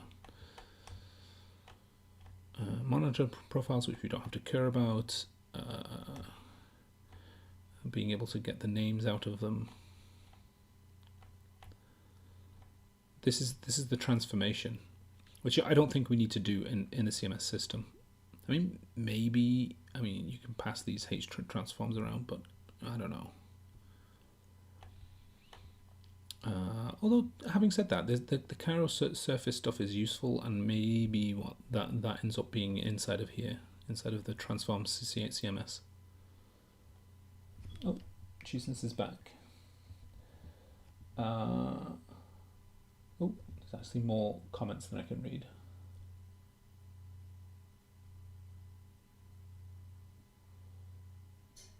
I understand that figuring out the problem is a great way to understand things basic level. What I meant is the method designers use, drawing out inspiration to create something new. Yeah, absolutely. So looking at the especially the user interface design, I actually did a review of all of the different user interfaces for color management stuff. I especially looked at stuff like Critter, because Critter have done like a real good job, I think, at color management. If there was one tool that I would say that people should use if they want to do color managed work in Linux, for example, I would say Critter, hands down. Just because the competence of their approach and their documentation shows exactly that they understand what they're doing. And I'll probably be using it also as a reference to see if the output that Inkscape produces is correct as well. Chisna says, when I'm streaming a game, usually I leave the game's music on in case it can make music for the game. Richard says, I'm a student from Ghana. We use Adobe products in school, but since I discovered Inkscape, I've convinced my friends to use it. I'm even planning on starting a club to see how happy. So I'm happy to see it improving. Yeah, thanks, Richard. That's really great to hear that Inkscape is both useful and interesting to you, and also that you're excited about doing community stuff. Inkscape is mostly run by volunteers, but the project itself does want to encourage people to do community work themselves. Let us know. We have in the past helped the Indonesian community, buy stickers and just help support their work. And if you're interested in doing that, then yeah, come join the chat.inkscape.org channel and talk to people. Cheeseness says, when I'm not streaming a game, I'll usually put on music that I've recorded myself, except for Blends Day, which is a great name, Cheeseness. Blends Day is a great name. It's like the Blender era. People can then put on whatever they want themselves. Yeah, I mean, your Blends Day streams, you're not talking at all, so it's not so much of an issue. You can just mute it. Different preferences. Yeah, I guess. SO1291 says, is that gedit? No. This is gedit. This is a terminal. So this is VI running in a terminal. I know, it's very old-fashioned and kind of people are like, why don't you use VS Code? Why don't you use something more advanced? I don't know, man. I don't know. I just like the tool that I like. Makes me feel comfortable. Vinproc says that I recall doing streaming with my homies, but some of them didn't like the music or even the chill one, so I think it's creating a rift in hearing a voice. Maybe include extra chill music if need be. I thought you were using Vim. Yes, yes, this is Vim. This is Vim.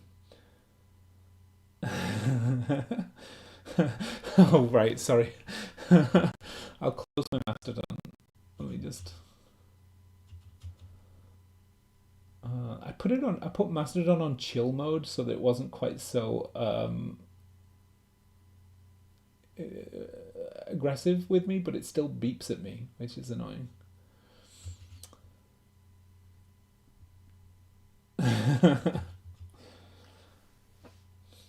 Yeah, I've got Vim set up to do both like line numbers and also VI, not VI, Git. So like when I change a line, it'll have in the gutter the fact that this is a new line, for example, so I can see changes, and also it runs some linting, so that I can it tells me if there's like obvious errors that are happening, which is very, very useful. must add on. Check all those notifications. I do actually have an option, and I'm going to run it. I think it's let's see.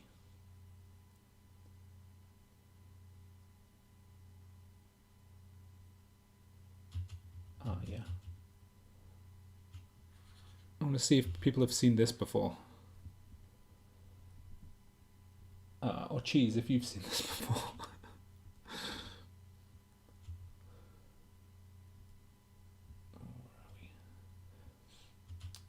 Yeah, so if you can see my screen, this is Coding Cat. And it types and just sits in the background typing and purring and meowing every now and then. And then there's a little music track that it'll play if you wanted to. I won't play too much of it, just in case it's copyrighted. It says, "I am your co-worker meow."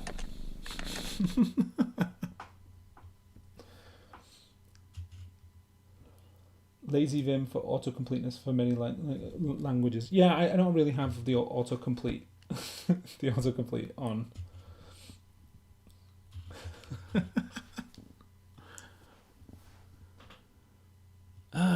Yeah. So this is the do transform, where it takes basically a picture, a two-dimensional image in Cairo, and spits out the Cairo surface. Mostly this is just to do transformations in place. So for instance, for the print preview, what do we call it?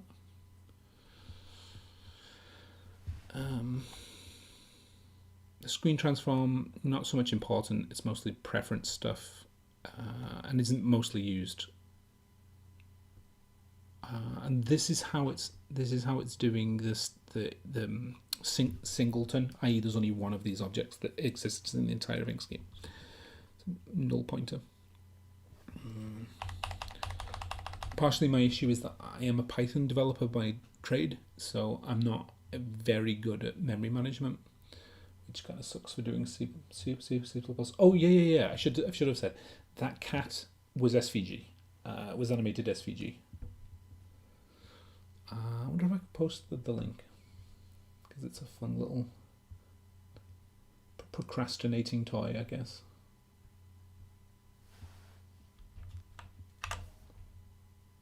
Is that the link? Yeah, I guess it is.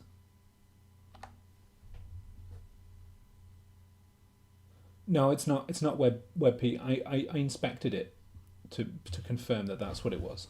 In fact, I'll reload it so you can see it.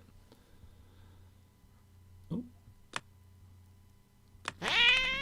So you can inspect it, and you can see these are all SVG objects.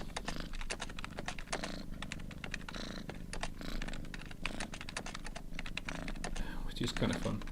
I wonder if they're using CSS animation or if they're using Smile. I should be able to tell. Stroke. too many. Does anybody know if Firefox hides CSS animations?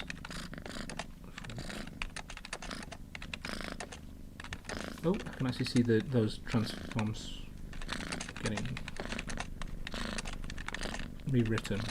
That has to be CSS, right? Oh, it might be JavaScript actually.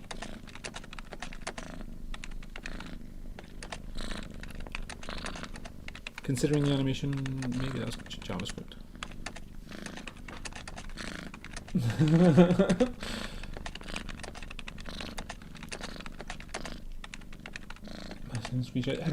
Have you ever done an SVG screenshot? This is a special way to take a GTK or HTML. There's two tools to do both, where you can basically take a screenshot of it, and instead of it turning into a raster screenshot, it turns it into an SVG. It's very useful. Okay, so that's CMS system. I'm pretty much done there. I want to check CMS util. So this takes the H profile, the path, and whether it's in home. This is mostly for tracking a profile that we found on your file system. So we say, oh, you have access to this file, this ICC profile, so it's available in the dropdown, for example. And then, is it an ICC profile? Is opening the file and checking the first few bytes to confirm that it is, and then opening it up with LCMS, and then get profile name for just getting the name for the drop down. That's all very straightforward. There's nothing specific in that. Now this is where it gets a little bit hairier, because color profile is supposed to be an XML object, like it comes from the actual SVG file itself, but it shouldn't. Like it probably should. Like some of this functionality probably shouldn't exist here. So, for instance, get transform to or GB8. This is not an XML object kind of function. So, like this color space sig, this is all about the LCMS color space stuff.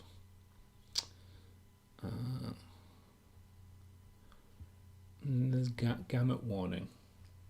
Does everybody know about gamut warning, where you have a profile and then a color might actually be outside of the gamut for the destination? And then channel count. That's definitely what we have for this space, right? Now what's shape count? Gets the number of objects colors specified in this profile. Oh, 0. Okay, that's what I was talking about before with a tracking in some way. Set rendering intent. That's just about controlling the rendering intent. And of course, there's two different things going on there. That's why there's all of these different rendering intent functions. One is the thing that's saved in the XML, which makes sense. And the other is the thing that's actually used in the profile, the ICC conversion functions. So, and that's why I think this is like two objects smushed together, which is not useful. Yeah, and this rendering intent, because I think the XML should probably just store the string of the rendering intent, and then the actual the color manager should do the conversion to the internal enum. And is it a print color space? Is it the default? Yeah. Okay. So I think most of this actually gets chewed through. Tag. And then I just need to make sure I'm not missing anything. Get profile class. Partially what I want to do is I want to make sure my design over here includes all of the functional elements that I want to replace or I want to consume. I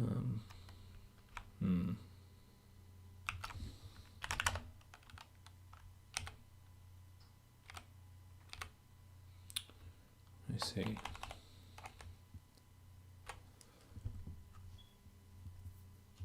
Just found an extension for SVG screenshots in for Firefox. Yeah, it's really useful, especially if you do web design. You can basically take somebody's templates and stuff as a baseline. This implementation class is essentially the same thing as this space CMS, but this is more consistent. And the transforms is actually this transform special object here. And then for colorproof and gamut one, part of me thinks that like these two transforms don't need to be like saved as separate pieces. They can be regenerated inside the display system. So like it should be possible to make two transforms here, special ones for the color proofing and the gamut one options. And we certainly don't need them in the XML objects. And we don't really need them to be accessible here in any of the like color space ways.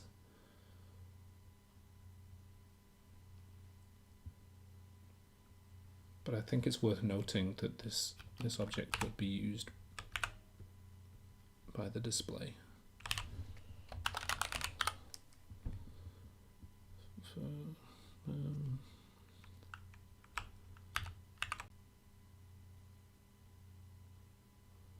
OBS just gave me a warning. Tell me if the stream has stopped. Well, you probably can't tell me, I should say.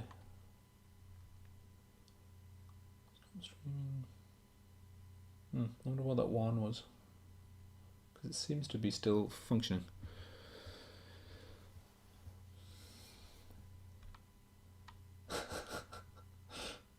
It's lagging behind. Oh, okay.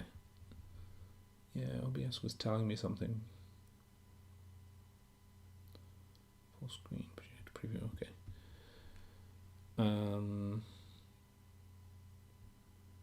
Yeah, I mean, you can tell here from the color profile there is forwards and backwards transformations, but this is all about going to and from sRGB, which is no freaking good if you're converting between two different other profiles. And this is the actual profile itself. And the profile class and profile space is this is just two pieces of information from the actual profile itself saved out. That includes the name. I could save them here.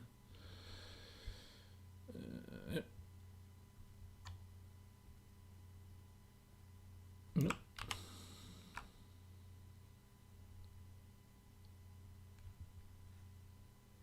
Excellent.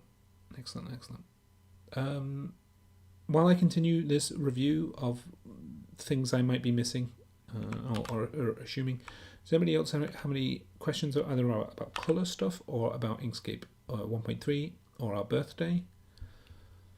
Happy to answer questions.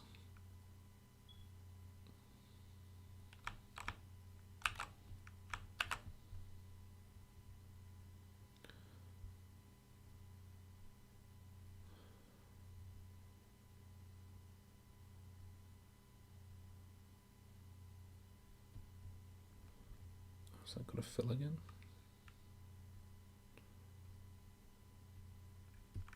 Okay. Do you know design studios that use exclusively open source products? I know about Freehive and eStudio Gunga. Just wanted to prove a point. Yeah, there are a few. There are more independent artists that use open source than there are studios. And I think Blender the studios that use Blender can be considered to be using open source. But when it comes to Inkscape itself, I'm not sure. We're not great in the Inkscape project about inviting businesses to participate in the development of the project or the maintenance of the project, which we should probably get better at, I think.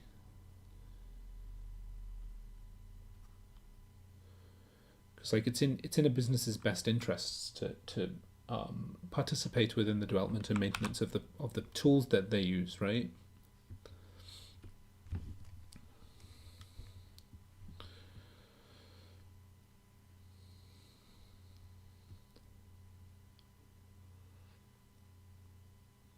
Yeah. So this is.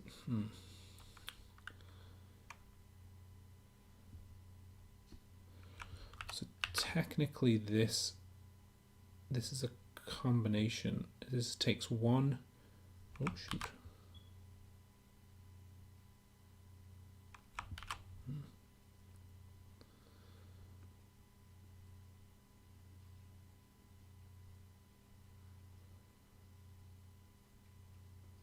So we take one CMS color space.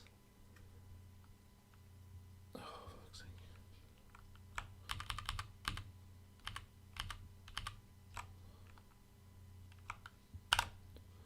Wanted to duplicate it. We take one CMS color space, and we use that like whatever the color space is to do the color proofing and the gamut warning. That's how those work. They're the special modes of the color transformation. That essentially what you want to do is you want to make sure that the colors that you can see on the screen are a fair representation of the colors as they will appear when you do a print. Cheese says, I feel like the mechanisms of free software distribution make it next to impossible to keep track of who is using a given project. And most free or open source oriented people are into privacy, aren't into telemetry in a way that making them not want to track that. Yeah, absolutely. We have this like weird situation with the Inkscape website where people will sometimes say to us, they're like, oh, are you GDPR compliant? And we're like, yeah. And they're like, yeah, but your website doesn't ask to accept cookies. And we're like, yeah, that's because like the website's cookies are like completely irrelevant. Then like nothing is being tracked. Like there is no part of it which is actually used to track you. And when you log in to comment to the forums, you don't have to be asked whether you're being tracked, because the only thing that's being saved is the comment that you made. So like, there's no functional part of it where you need to give extra permissions, and that's deliberate, right? Because we don't believe that you should be tracked, even as a user of Inkscape.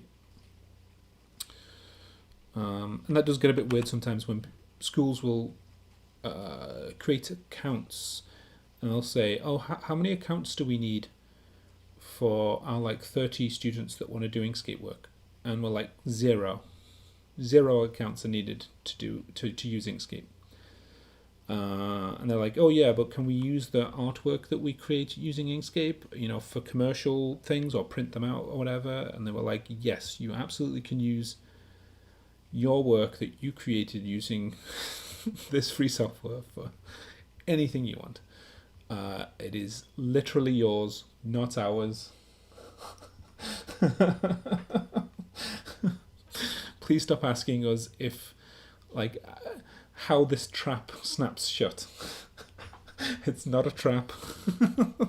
This isn't a bait and switch. There are no rugs to pull. This is just how software development should be done if we were being honest and we thought that it was possible to program things, be programmers who did labor of work without having to resort to forcing companies to pay us for our time.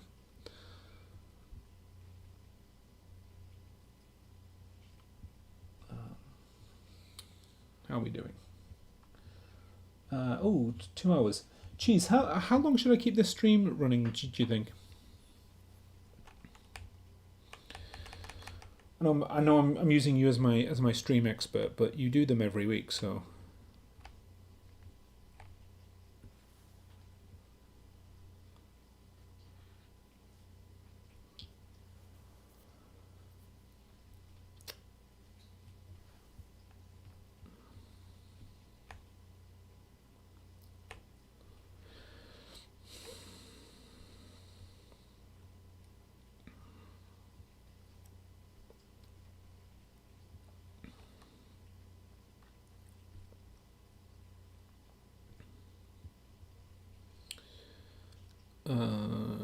This in this profile object, it kind of records itself within the document that it's a resource. So it says basically, I am an ICC profile. Hear me roar, and then when it gets destroyed, we remove it.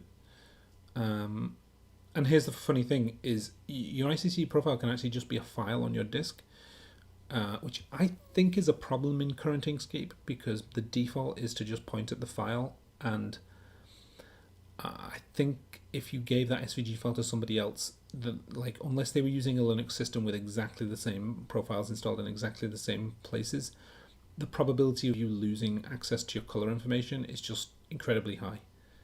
And honestly, we should just embed the profile, the entire data profile, like even if it was a megabyte. Although asking the user what to do would probably be the right thing to do. But I'm like, you're using a specific CMYK profile, like you've got two options. Either you ship all of those CMYK profiles in Inkscape itself so you know that they're available, or you embed it, right?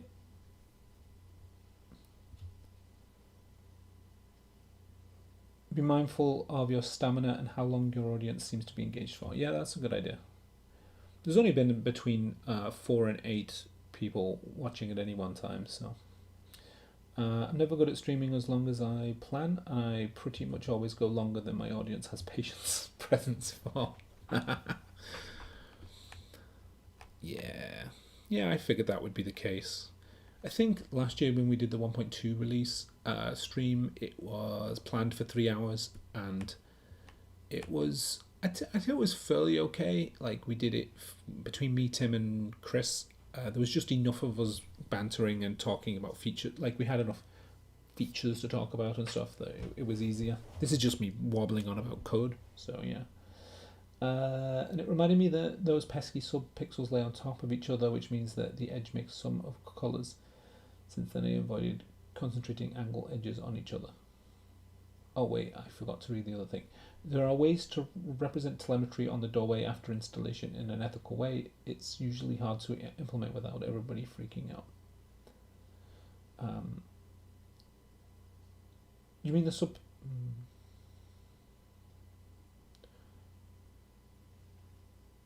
Otherwise edges will look too edgy.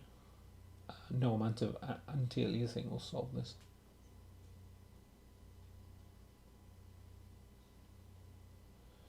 In Inkscape has a particular problem when it comes to anti-aliasing.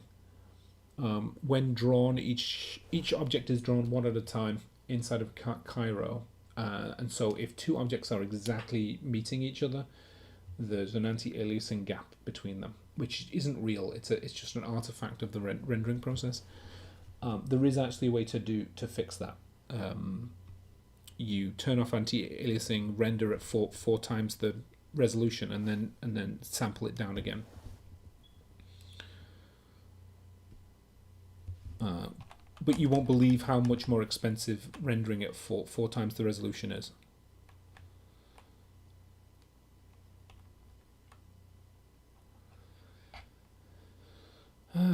All of this makes sense for the XML object. For writing, input format. This is all about getting the format so that when you do conversions, you can set the pixel formats correctly.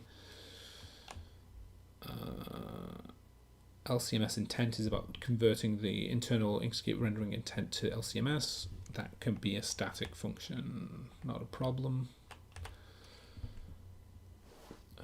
CMS flags, this is what I was talking about with the black point compensation, that like literally it's just another option. It's just another rendering intent option.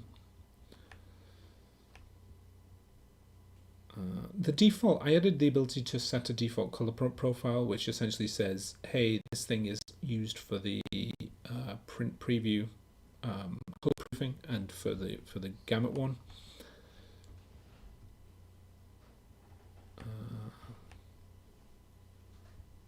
Let's see.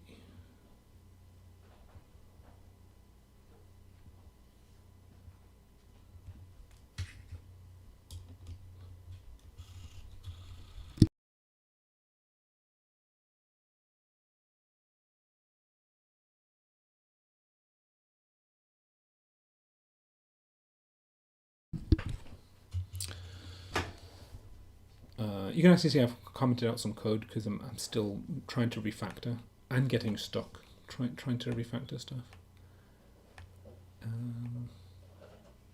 Yeah, this is just about generating those transforms, which I think can be also pretty static in terms of how they're constructed.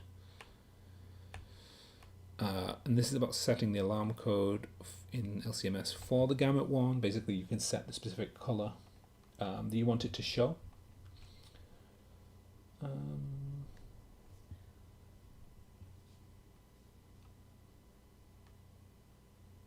I figured that Inkscape doesn't do expensive rendering by default, and so don't browsers. Personally, it helps me see my errors with vector graphics. Expensive rendering is sort of a glue. Stacking for the win. Yeah. Yeah, I mean, the problem with Inkscape's rendering is that the rendering artifacts also affect things like PNG output, which is bad. Like if you can't even output to an SVG, to a PNG file, like a raster image, without having rendering artifacts because of how it's put together, I think you can call that a problem. A CB error handler, that's a static function, almost certainly. That's a callback. You can pass static as a callback, right? Yeah. Okay, so I've reviewed all of the color, the CMS color stuff, and there is the old color functions, which I'm just basically what I want to do is this SP color object is the main thing I want to replace. I want to get rid of it, and it's mostly used for setting red, green, blue function values, but we need to be smarter about it. And it's all of these things like get CMYK float v, RGB to HSV float v. These are the kinds of functions that need to be replaced with the in my design into these to RGB and from RGB, and they need to take vectors of doubles instead of having like this, because the calculation is fine, but we do have a bit of a problem when it comes to the interface. Like you really shouldn't be calling this from outside of the color management stuff itself. Yeah, HSL to RGB. There's just loads of these.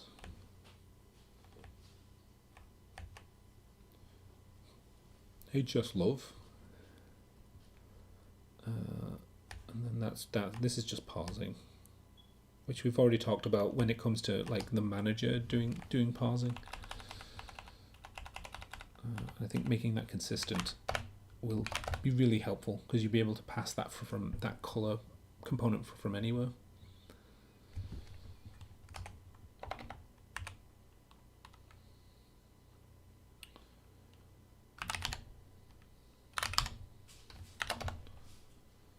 Color conversions.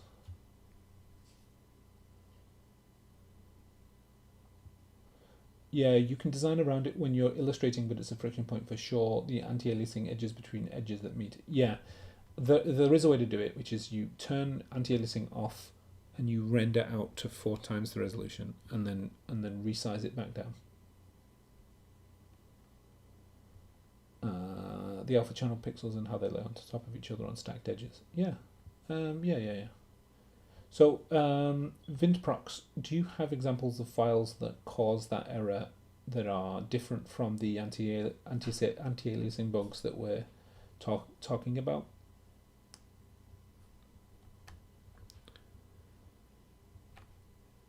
So, this CMYK converter takes a profile and an intent, and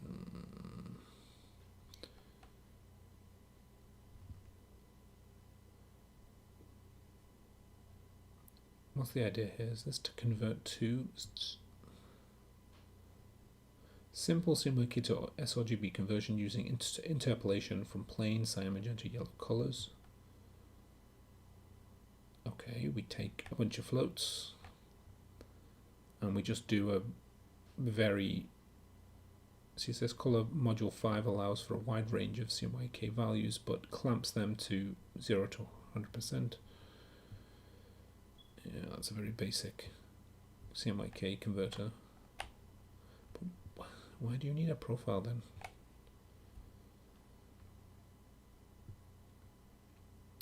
Color spaces, CMS data, CMS create transformation for type RGBA, and to format. Okay, format equals color space equals CMYK data, type is CMYK16, otherwise type is CMY16. Okay. I wish people had put in comments, and I don't mean a comment that just says to do, because I don't think that's quite enough.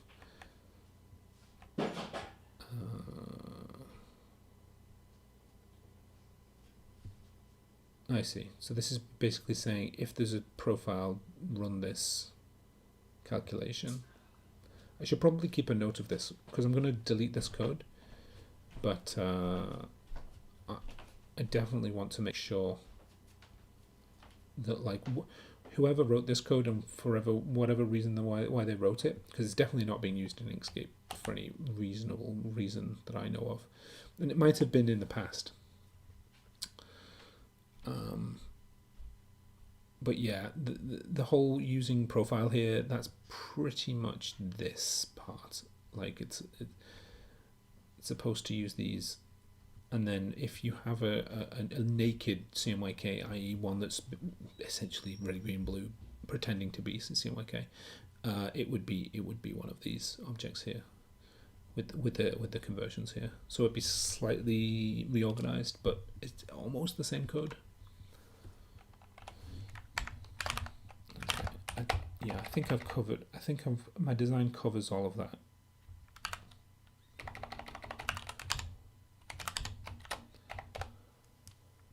To do, yes.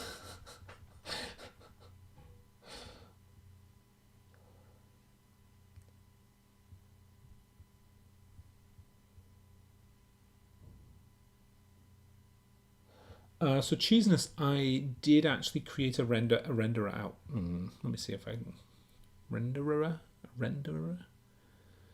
export. So in Inkscape, I created a version of the PNG output. I think it was PNG. It's not here. And I didn't publish it because it required, like, it was basically a hack, because I was using Python to do the rendering, and it would always give you a drawing which was 4 times smaller than the one that you specified, which isn't ideal. That should ideally be redone in C++ itself, so that there's a button that says export without those errors, and it does the 4 times resolution and then does the resizing back down again in C++. So then that raster can get sent to all of them, right? Whether it's JPEG or PNG or TIFF. And also whether it's doing color conversions, because you also want to make sure that it's compatible with everything, not just as one output. But yes, I am thinking about how to do that properly. I just haven't had time to finish it. Which I'm sure that's the mark of everybody's work, right? Like, have we finished all of the work that we're supposed to do?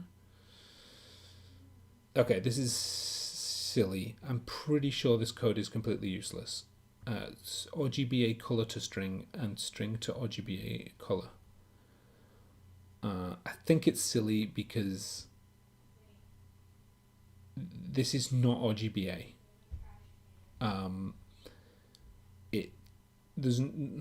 RGBA means there's opacity, red, green, and blue, and A for alpha for opacity, and this is not saving the alpha. This is either destroying the alpha or it's not doing what it says it's doing.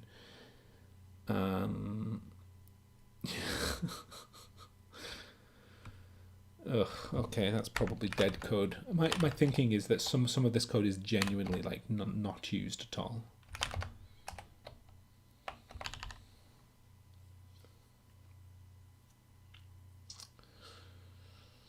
Okay, I think I may have hit all the code. Does anybody have any comments or like ideas that I may have accidentally forgotten to think about? I'm gonna have a little just. I'm just gonna zone out as I look at the color picker. Gradients have color stops. Color stops are just colors. Swatches are basically gradients with a single color stop. Swatch colors are the same. The color picker is the thing that you would have. The CMS tab goes away because it's not necessary. Color pickers themselves have the correct thing. You select the one that you want. You have default ICC profiles. I'm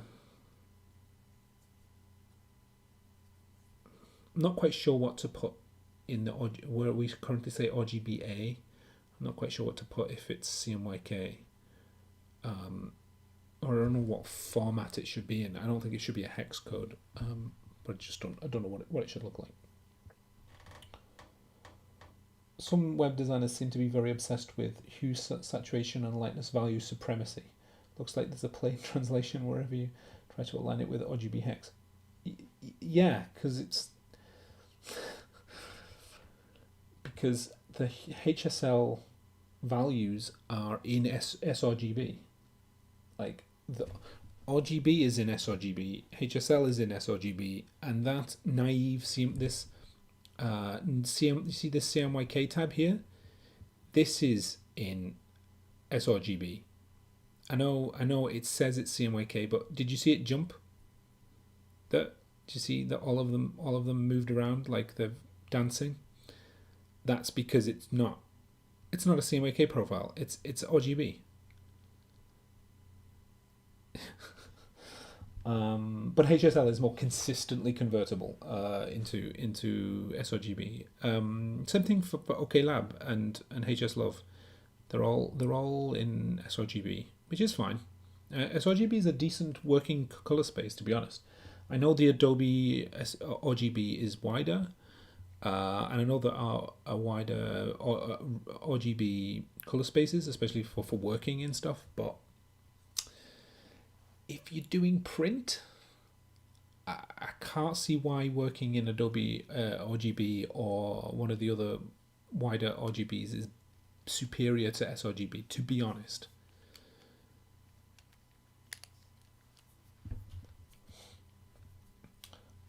I definitely like. I'll be honest with you. I think OKHSL and HSLove have been are really, really good color pickers. Like the consistent, what do they call it? The consistent chromacy of the colors, so that you can actually get a really consistent look between them, is really, really nice as usability goes. I don't know whether these values being stored in the SVG itself is as useful, because they all get converted into RGB anyway. But I know that there are lots of people that want their SVG files to have CSS for color mode 5 or whatever it is called. HSLove, learning something new every day. Gonna learn the difference from HSL. Yeah, there are. Yeah. Inkscape's color pickers are kind of interesting. Is it? Yeah. So you can see here this color wheel. This is kind of fun. You can see there. There's an entire color theory about how you pick consistent colors between palettes. And I love HSLove for the fact that like you can kind of get rid of a lot of color palettes, because you can just consistently pick out like this is a pastels palette, and you can just consistently pick out a hue or consistently pick out a saturation inside of this color in this space.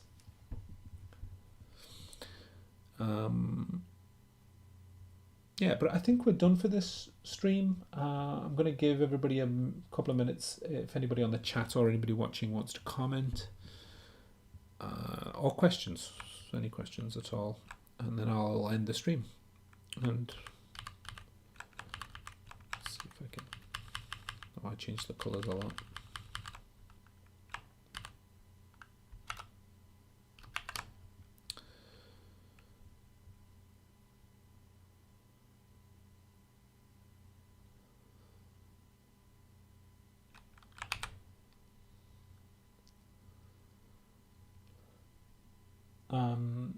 Yeah, as I mentioned at the start of the stream, I'm probably going to get this in front of Mark and maybe PBS to see what they think, because I'm sure there are both memory implications and maybe some design considerations that because Mark did an entire version of this code already that didn't get committed, unfortunately. And his expertise and his experience would be very useful to make sure I'm not forgetting anything.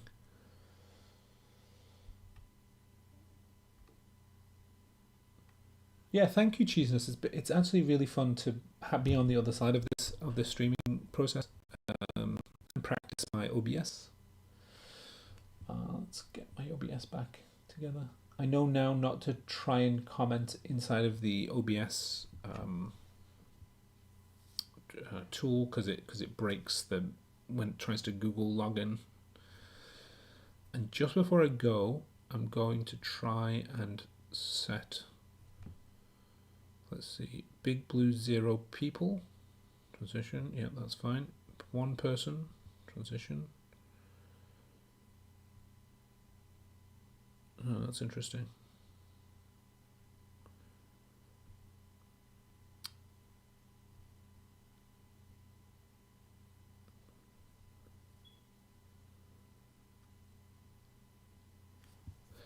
Essentially, this last part here is me looking at Big Blue Button output. The idea is that if we run this stream and I interview somebody for the birthday celebration, that the video, like the video. You are currently the only person in this conference. Yeah, the video chat will be visible in the stream, and it doesn't look like it would be, to be honest. These are the original configurations that I had for last year, and it doesn't look like. Yeah, I wonder if it's because I need to actually set the window. Properties, big blue button, window. Okay. Oh yeah. Okay, I can see it there now. 2.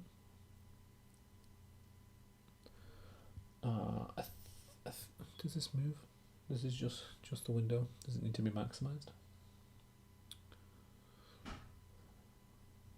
Closed. Okay. So the idea here is that you should be able to see their video sharing from Big Blue Button, so that if I can get them onto camera, I can basically say, okay, I'm interviewing somebody. Here is their face. The only problem is why is the main window empty? Oh, excuse me.